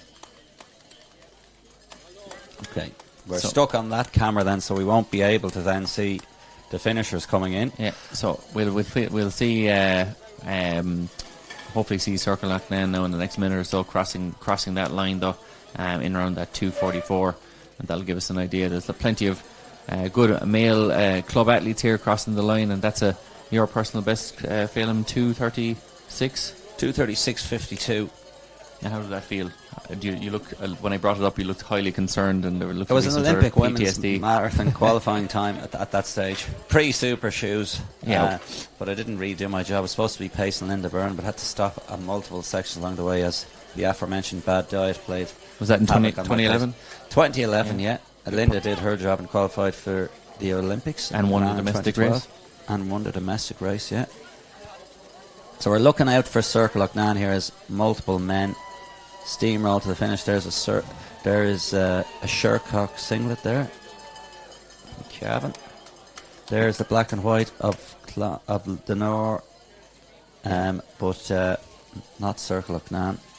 No, I haven't seen her come across yet, but it's been a fantastic day's racing. In fairness, Phelim, like to see the men's winner, Hussein there, like just as I said, destroy the field and destroy the record as well, and just a real classy looking runner who from the get-go looked like he was the likely winner. As we see plenty of other athletes cross the line here, and both winners in both races setting personal bests, 3 personal bests in the women's race as well, in first, second and third. So, and great to see such a great Irish contingent as well. Stephen Scullion winning the domestic title and Anne-Marie McGlynn winning the women's domestic title as well. So we're waiting on Circle Loughnane here from Denor Harriers coming up for 3rd place in the domestic title. As we saw Gary Hanlon, I think he's still coaching or guiding or whatever official term anybody wants to be known as, or the assistants in their training program. It's great to see all the different club singlets coming through now. There's might be another Letterkenny, but there's the famous blue and white of Tullamore Harriers, and we've seen multiple different clubs now steaming in as part of the national marathon, but just great to see them wearing their club colours as well. Easier for everyone to pick out than a nondescript. Exactly, yeah. Singlet. Much easier to get an idea of who's crossing the line. But our projected finish for Circle now was 2:44.44 at 40 kilometres. But obviously we haven't seen her come in yet, but she should be coming in any moment now. You would hope for that bronze medal in the domestic race, trying to get an idea there of her when she might cross the line, but yet to see her at this stage. But I'm sure we're not too far away from the arrival of our 3rd place finisher here. We've seen a bit of action here on the finish line for with our officials, so I suspect we're not too far away from seeing her. They're trying to shuttle them down to the left, keep some areas open, and then he's coming back to the side here now. So what's he sat there thinking? There's St. Coca's singlet there, the red crest in the front. Yeah, and plenty of athletes coming so across the line. Is this Circa now? Yeah, here she is in the black cap there. Well done, good man, cameraman. We've been able to reattach, realign, patent her back. That is the national bronze. So that's the top 3 in our women's national field, and we can go through a couple of the top 3s, and then we'll do a little bit of a recap, I suppose, in the next couple of minutes before we sign off for the afternoon. Yeah, Circle Loughnane there 2:45.29 for her, so 6:19 a mile, and we just see our 4th place finisher there, or sorry, not our 4th place finisher, but Kathleen Harvey there of Roadrunners AC. Not too sure if it's in the domestic title. We have a British flag there next to her name, so 2:44.59 for her. But Circle Loughnane 2:44 or 2:45.31 for her, so outside her personal best, but certainly a fantastic run by her to finish 3rd. We see men celebrating there, crossing the line, delighted with their efforts. 2:46, and I said the sub 3 hour marathon is a bit of a goal there for a lot of domestic club athletes and athletes around the world. BlackRock AC, Brothers Pierce AC. So we might go through our top 3s and a little bit of a roundup, and then we'll sign off, and then maybe they'll be able to go back to the main cameras for the masses and go through that. So I suppose just in terms of the men's domestic race, obviously we had some notable mentions there. William Mansell as well, we have mentioned, 2:19.50 in 10th place. So he was our 4th place finisher in the domestic race. Ryan Forsyth came through to run 2:14.43, which is a fantastic run from him, the Newcastle and District AC man, running an average pace of 5:09 for the mile, which is incredible. Ryan Creech then, the Leaville AC athlete, 2:13 personal best, so just outside his own personal best, but a fantastic run to finish 2nd place in domestic race and 7th overall, 2:14.08 for Ryan Creech. And I'd say he'll be slightly disappointed not to have ran 2:13, but delighted to finish 2nd overall in that domestic race. And then we had Stephen Scullion, the national champion for 2023, the Irish Life Dublin Marathon champ is Stephen Scullion of Clondalkin Harriers, 2:11.51, and he finished 3rd overall, pace of 5:02 for the 26.2 mile distance. And to give you the top 3 in that men's race, Kamal Hussein, 2:06.52, smashing the field and the record today, running a massive personal best then of about 90 seconds as well. So he'll have fond memories of Dublin. Hopefully we will get him back next year to try and break the 2:06 barrier as well. He looked classy from moment one in this race. Average pace of 4:51 a mile. Kisuro in 2nd, the Ugandan, 2:10.45 for him, and that was 5-minute miling the whole way around. And as mentioned, Stephen Scullion, 3rd place overall for Scullion, which is incredible running. And we're going to be hearing from winners in a moment or two now, and Lizzie is going to be chatting to our winners. Sarom Nagesh, the winner of the women's race, Joan Kipicic in 2nd, and we had in 3rd place in that women's race, get you the names on that one, that was Habel there, Gannet Habel, who ran at 2:27.48, so a personal best for her as well. Top 3 in the women's race, personal best. Anne-Marie McGlynn, the winner of the domestic title, and Gladys Ganel 2nd, Sarkar Loughnane 3rd, and it was Nagesh 2:26.22, 10 seconds outside, or 9 seconds outside that course record. Very good, yeah. Our stats and facts. Our facts and stats. So we're going to be going down to our finish line now to get some interviews with our winners. So from us, Phelim, we've got a few words to say from me anyway for the Irish Life Dublin Marathon. Incredible day, incredible experience to see these elite athletes running so well over the 26.2 mile distance, and a fantastic job done by all involved in the Irish Life Dublin Marathon. And best of luck to all those athletes coming in now over the next couple of hours. Yeah, that's that. Just scribbling down the old few stats and facts. We can watch all the mass runners come in, and we can pore over a few of the facts and the splits and what happened and didn't happen, but it fairly much went.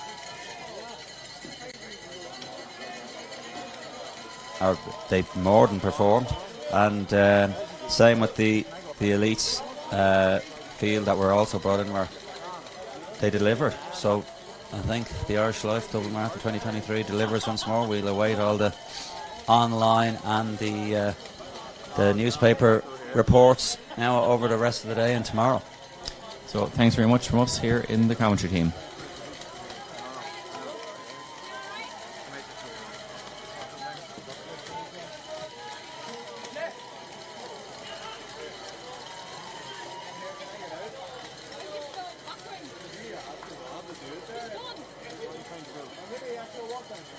What are you trying to do? You can do it through your phone and put your phone back on television. Or a call. Or on the Philips. There should be Smarty. Download the Smarty app.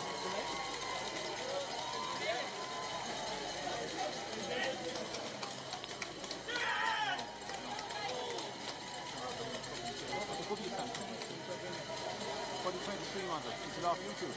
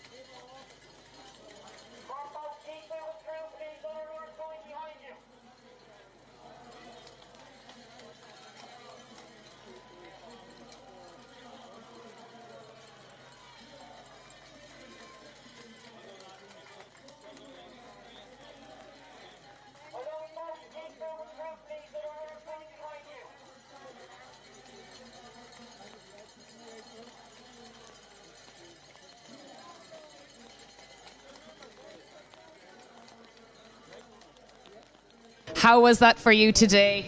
It was challenging with the weather, right, yeah? Just making sure that the chair didn't slide off course, but I'm happy with the time, yeah. It was challenging conditions, so. Yeah. I ran this morning and I thought exactly the same thing. I thought there was no wind, that was good, but there was the traction on the course and there's a bit of leaves and things around the place, so it's just a little bit slippier. Yeah. Better to be safe than sorry. And we think that that's number 7 in the national title bank. It's number 7 maybe, yeah. Fair play, that's some consistency. You're not knocking around a long time. Yeah. Tell me, you were about 4 or 5 minutes off your best, Yeah. which is fine because you're gearing up to next week. Is it next week? New York, yeah. So. Yeah, and what's the target? What's the ultimate season goal there now? It's the last race of the season. It'll be a very strong field. I've come 5th before, so if I can come, definitely want to be in the top 10 anyway, but and today was good prep for that, good kind of seeing where you are. Good prep on the hills there for next week, yeah. Yeah. What will the recovery look like for the next week? I think with the chair you'd recover quicker than running because it's it's non-weight bearing, so I'll take tomorrow off anyway. Probably do an easy push Tuesday, Wednesday, and head off Friday. So I'll just take over this week really and make sure the body's loose. Wow. Right. Okay. Well done. 7 times national champion. That's unbelievable. Well done, Patrick. Thanks, Lizzie. Thank you. Thanks, Lizzie.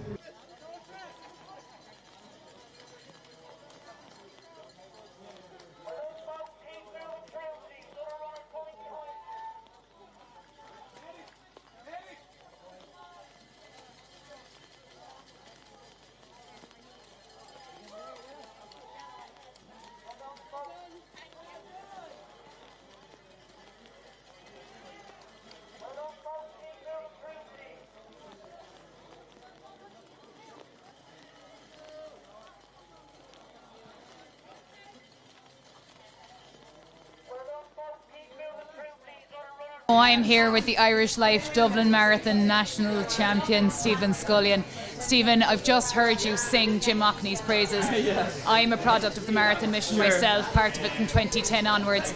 Tell me how special this national title is to you. Yeah, I think when you're winning them at the time, it seems like a formality. I think I won 2 or 3 national 10K titles 3 years in a row, and it was a formality.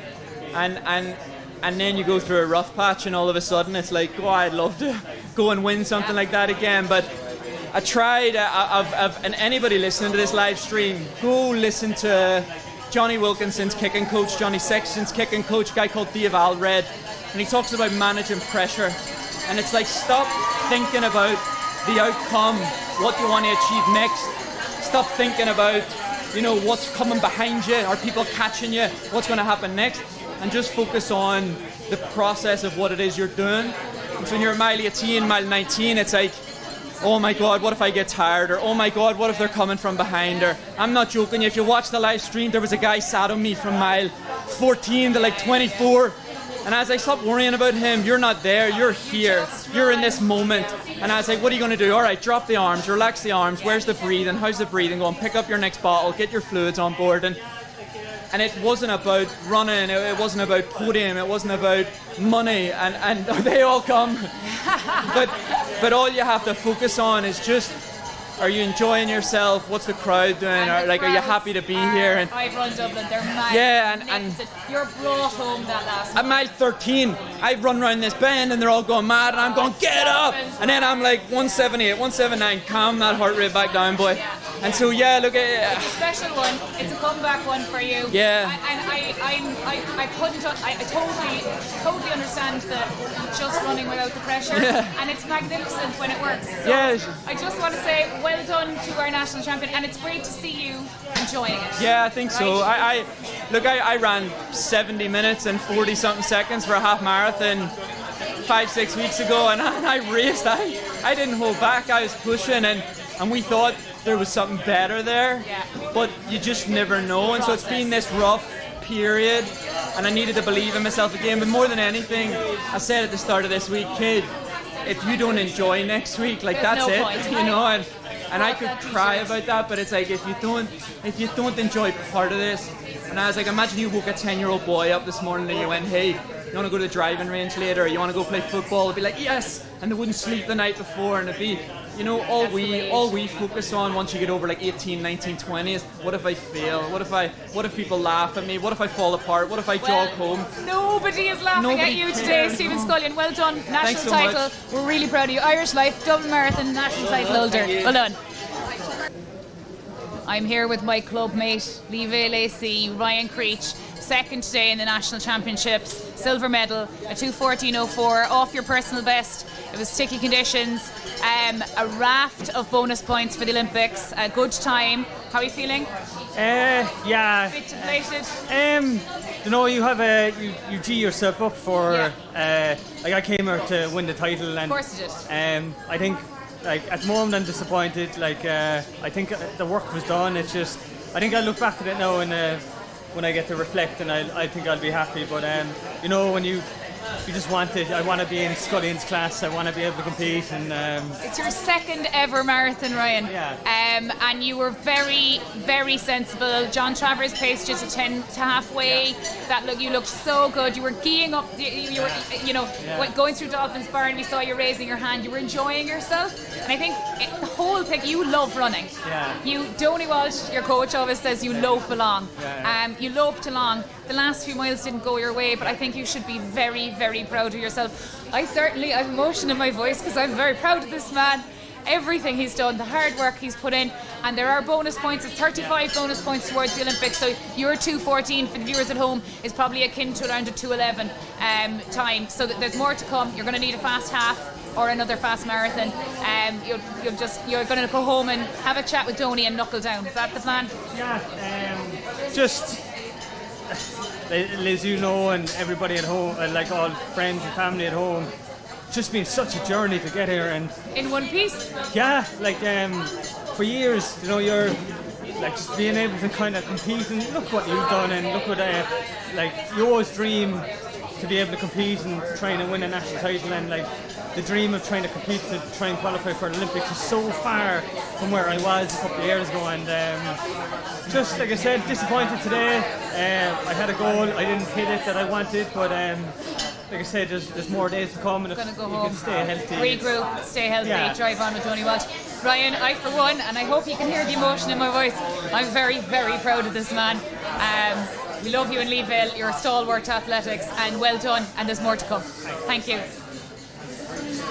We're here live on the live stream with the Irish National Marathon Champion, Irish Life Dublin Marathon, at the ripe old age of 43. She's 12 weeks older than me. We have Anne-Marie McGlynn. I, for one, am absolutely elated to see this stalwart of athletics standing here with the national title. Anne-Marie, tell me what it means to you. Oh, a lot. I manifested this from a year today, and look, I've been beat to it twice, and I knew this was my year.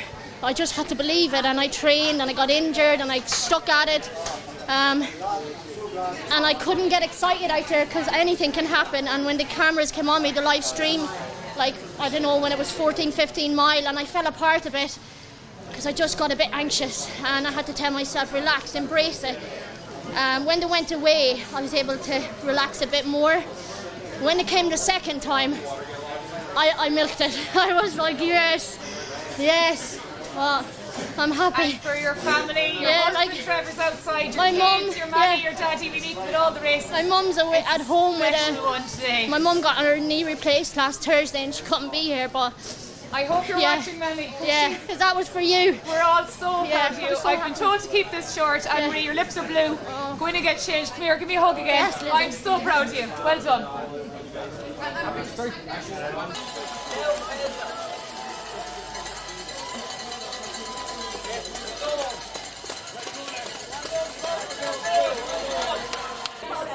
I'm here with Gladys Gagnon, who has just lowered her F45 national record to 2:37.08, which is outstanding. Correct me if I'm wrong, you're 46? 46. And I don't want to harp on about age, but when you're 43 yourself, it's not relevant. 2:37.08 would have gotten you to 8 seconds off where you didn't like, that's amazing, Gladys. How did you feel there today? Well, I mean, it was a good one, do you know what I mean? It's always hard, but I didn't suffer more than some of the ones where you're a bit slower, do you know what I mean? Oh, I do. And you messaged me during the week, you had 10-year personal best, as I'd call it, in Belfast in the half marathon 1:16. You knew you were in good shape. The long runs obviously went well. Tell me, I adored Dublin when I've done it. The crowds out there today. Yeah, really, really good. And there were a few guys from Ulster around me in the race. Brilliant. So, like, you know, you kind of like you were home. Yes, yeah. So you just try to latch onto one for a while and then try to catch up to the next one. So that kept me going. Tell me, just last question. The longevity of your career, you're knocking around a long time, longer than me because you were on scholarship. You've done it for years. How are you staying, just because the viewers at home, how are you staying in one piece? Like, what's the... Yeah, well, I mean, I've been running since I was about 12 years old. Yeah. So I do, like, S&C, and a few months ago, my S&C coach, who's, like, in his 20s, he's like, how do you stay motivated, right? And, you know, that thought hadn't even crossed my mind for years. I'm the same. Because it's like such a habit, Yeah. you know? And, I mean, you couldn't do it, obviously, if you didn't love it either, but, you know, the habit to go, you just don't even think about it anymore. And, you know, to do the little things like the S&C and the Pilates and stuff, I think that helps. Brilliant. Well, F45 national record today, second in the Irish National Championships. It's been a good day running for you. Well done, Gladys. Safe journey home. Thanks a million. Thank you. So I'm here with Circa Loughnane, who tried to kill me in the Cork Marathon last year, let it be said. Put me under unbelievable pressure. Third in the Irish National Championships today, Circa. 2:45, you told me you're stuck on 2:45. I'm stuck on 2:45. But tell me, it was unbelievable support out there in Dublin today. It was amazing. It was so good. Like, there were so many sections where you're just like, because I thought I was going to drop at around like 15 miles. I was really feeling rough. And then you kind of come into, like, you know, little corridor of support, and it just like brings you forward. So it was brilliant. It was really I good. honestly felt when I did it that from the RDS to the finish line, I was just carried in by the support. God, It's yeah, unbelievable. yeah. And then when you're in a home club jersey and everything, down by Chapel Lizard, the Denora crew were brilliant. Yeah. Excellent. And tell me, you're known more for ultras and things now. What's next on the agenda? I guess I'll have to do Donadee in February. Yes. You know, gotta do Donadee, gotta keep Anto happy. So yeah, that's probably the next thing. And I might sit down with Gary and figure out the next. Yeah, I think Donadee, and then a bit more of the mountain running. I've been enjoying that as well. Brilliant. The trails have been brilliant. Okay. So Well, go and get your podium there. Thanks a million, Circa. Thanks a Well million. done. Thank you.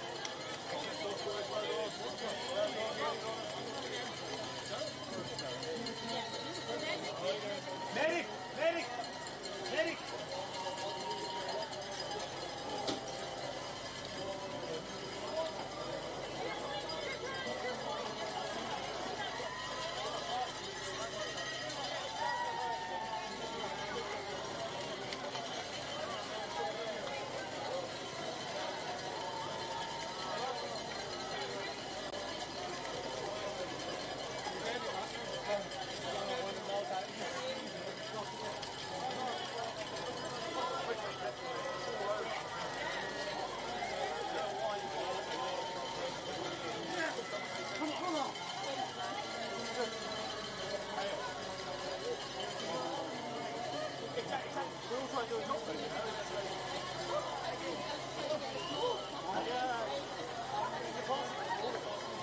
You have the whole road.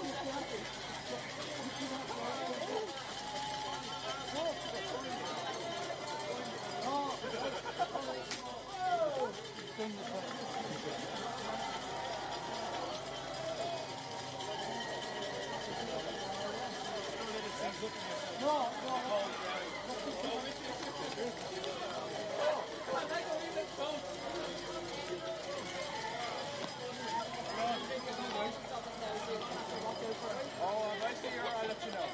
Don't you worry. All thing I say is don't turn. Is it funny or you might get in trouble? No. Here she is. Here she is.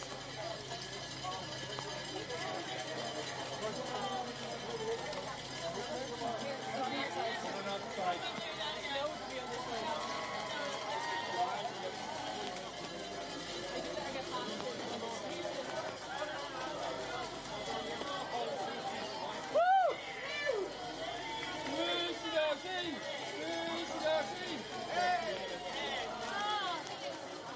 Oh my God!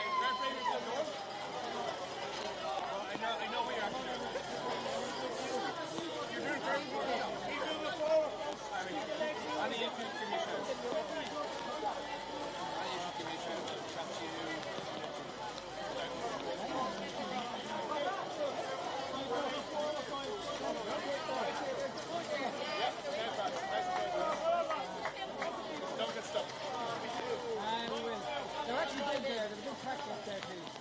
Yeah, but that's what the last lap. Oh, yeah. He's up there.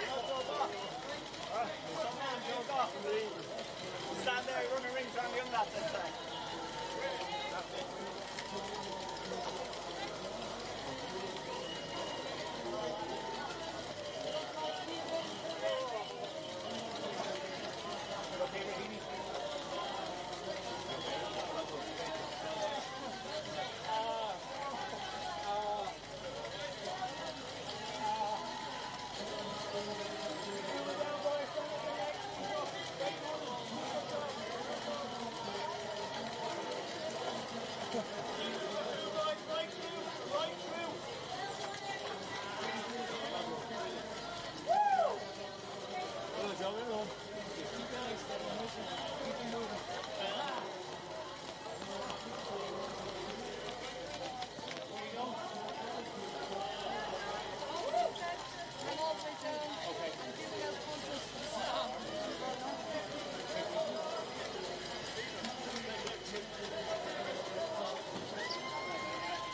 moving through, boys, right through, right through.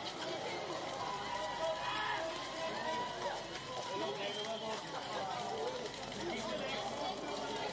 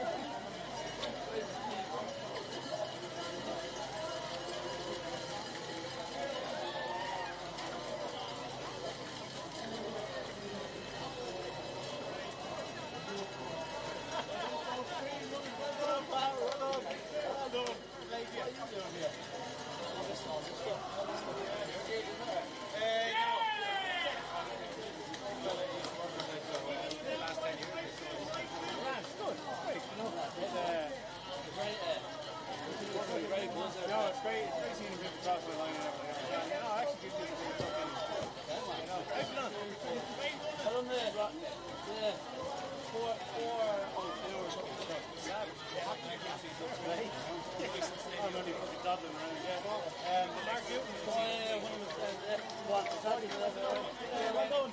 Thank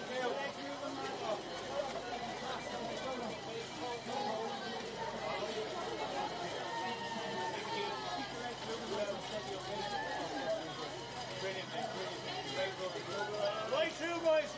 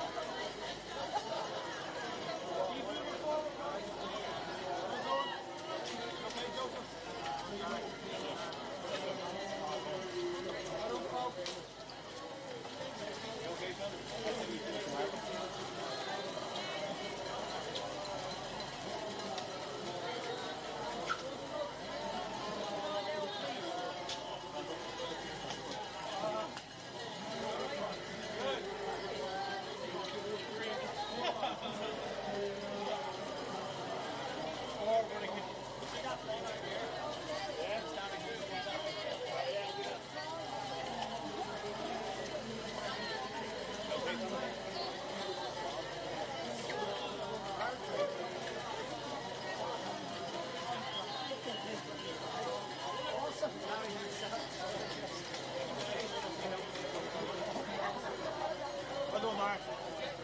You all right, Killian? Brilliant stuff. Keep moving forward.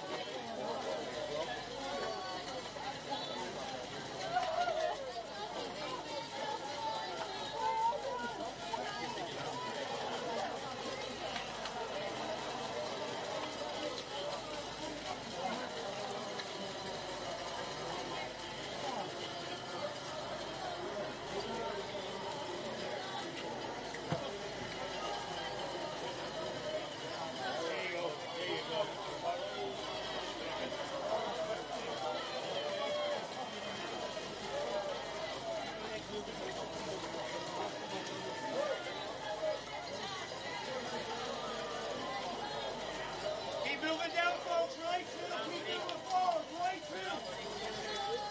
Right through, guys. Keep moving forward.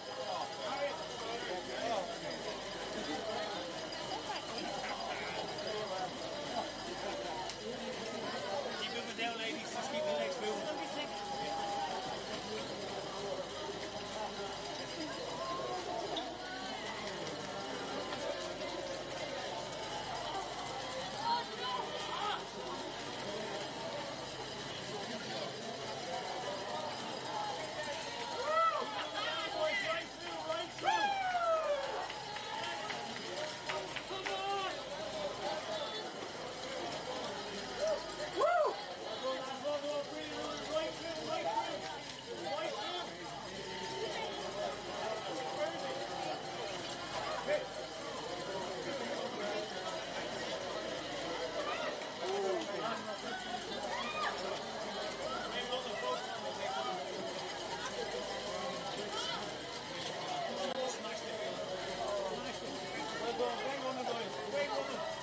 Brilliant.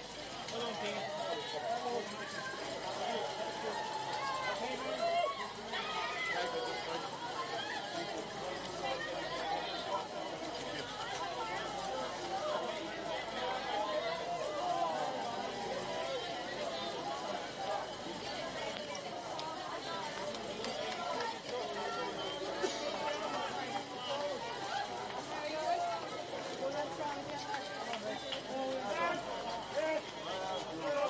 Keep moving down, guys. Right down. Keep moving forward. Right down. Right down.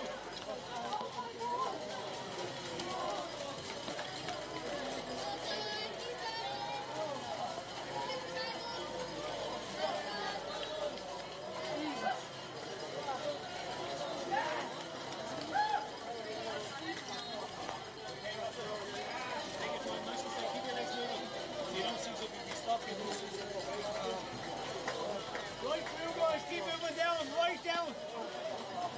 Don't stop, lads. Just keep moving. You won't seize up. The legs will seize up. Stop.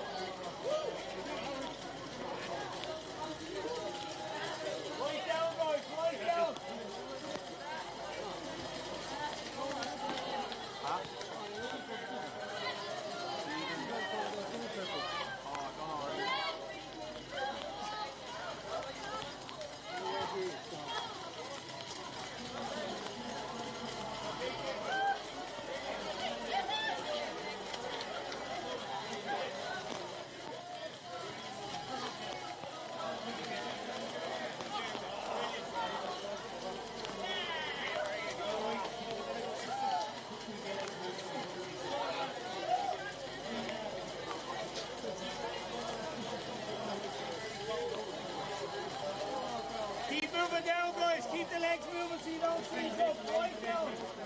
Oh, just kick it. Come on.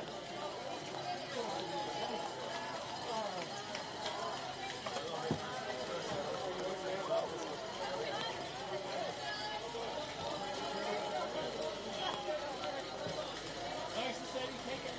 Don't keep it. Right through, right through.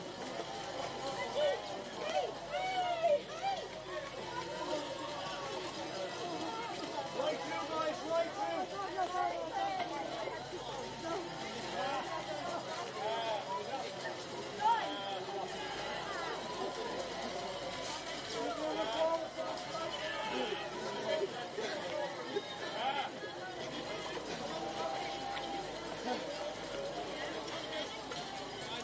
Yes!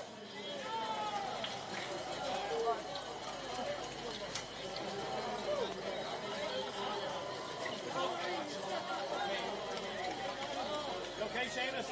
You need medical assistance?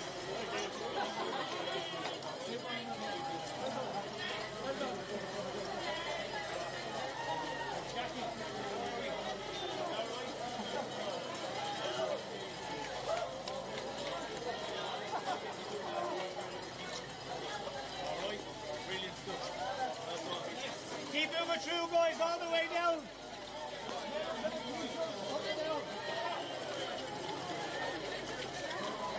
Right through, folks, right through. Keep moving forward.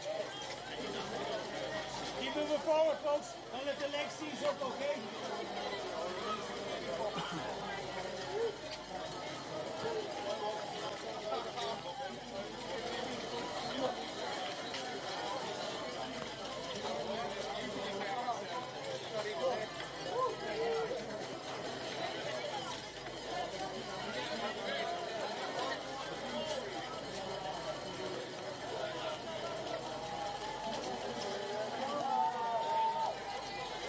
Keep moving through, guys, right through.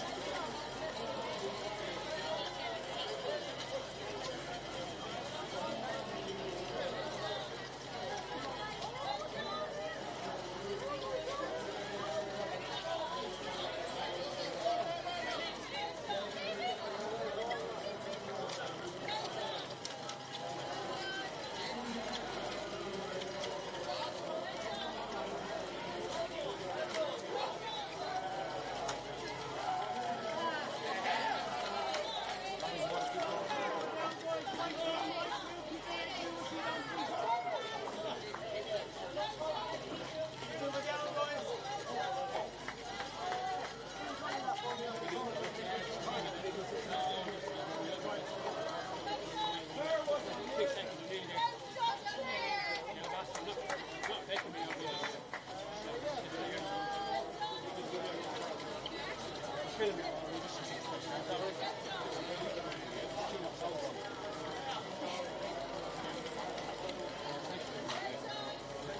moving down, guys. Keep moving forwards. Right down, right through.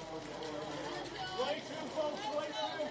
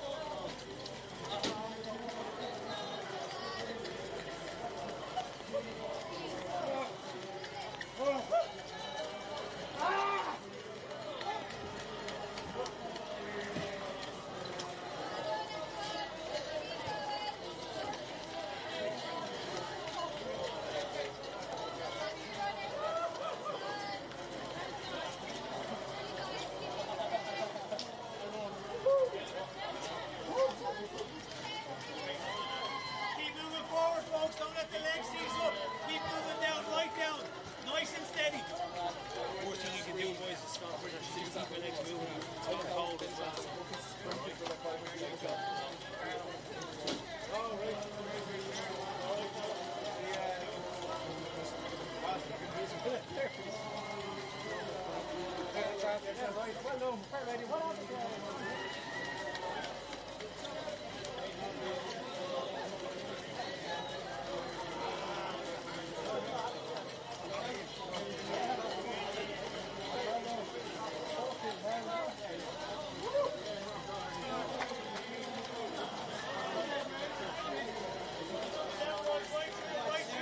Keep moving forward. Keep the legs moving.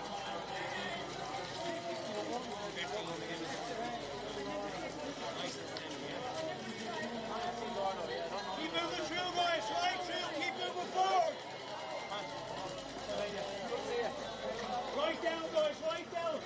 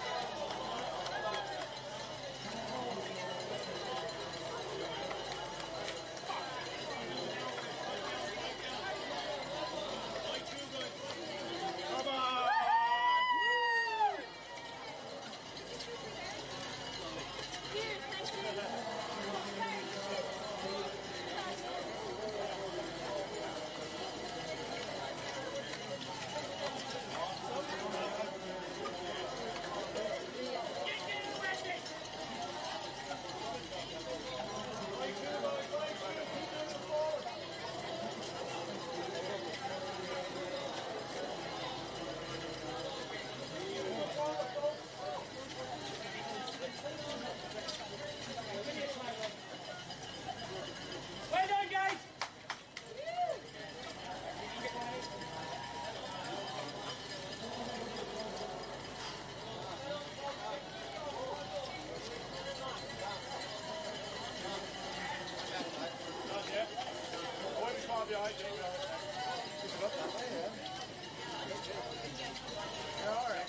Oh, I get it. Probably right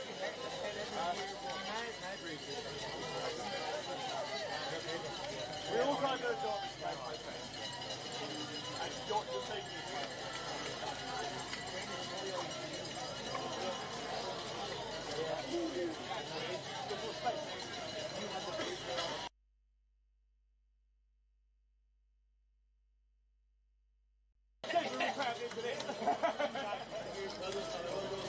Keep moving the elbows, keep the legs moving forward so you don't see something, okay? Great job, well done, folks. Keep the legs moving down.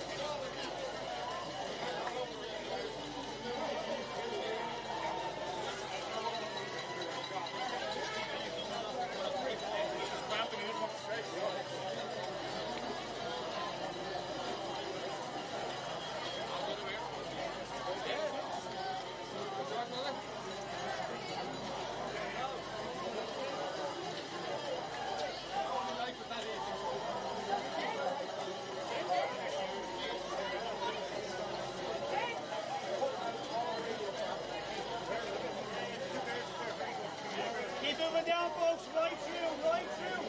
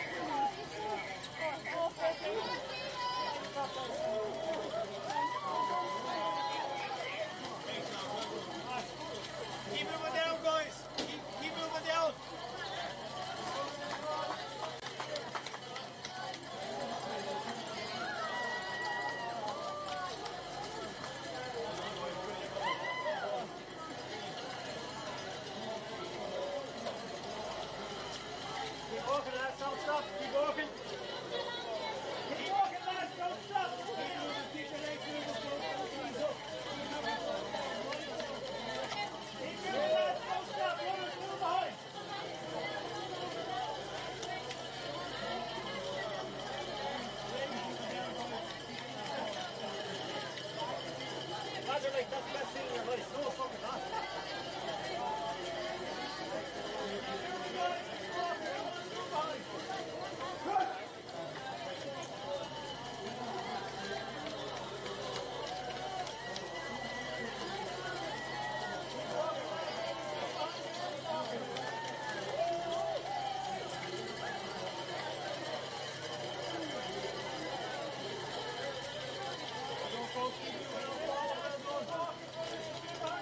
Right through, guys, right through.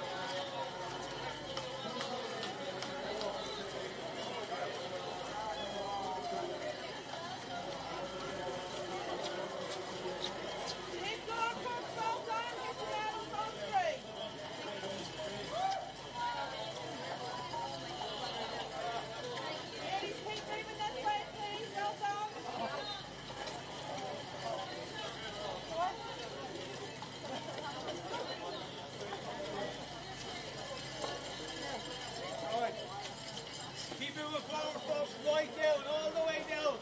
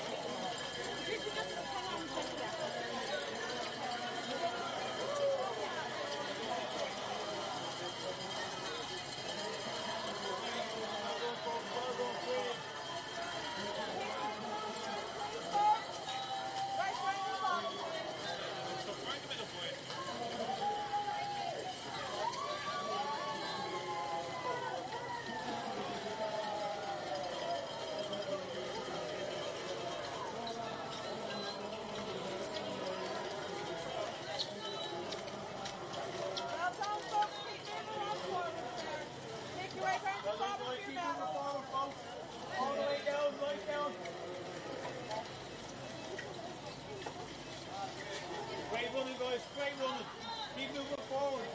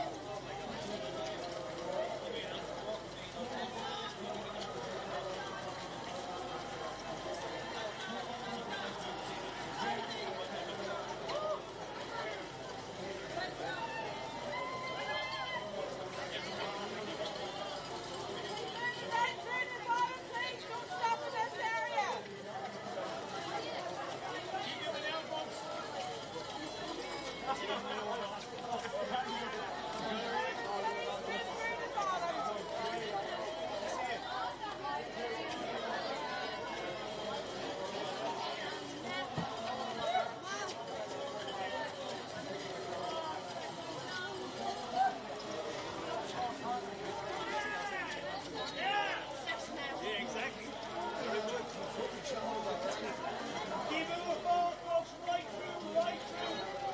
All the way through. Right through.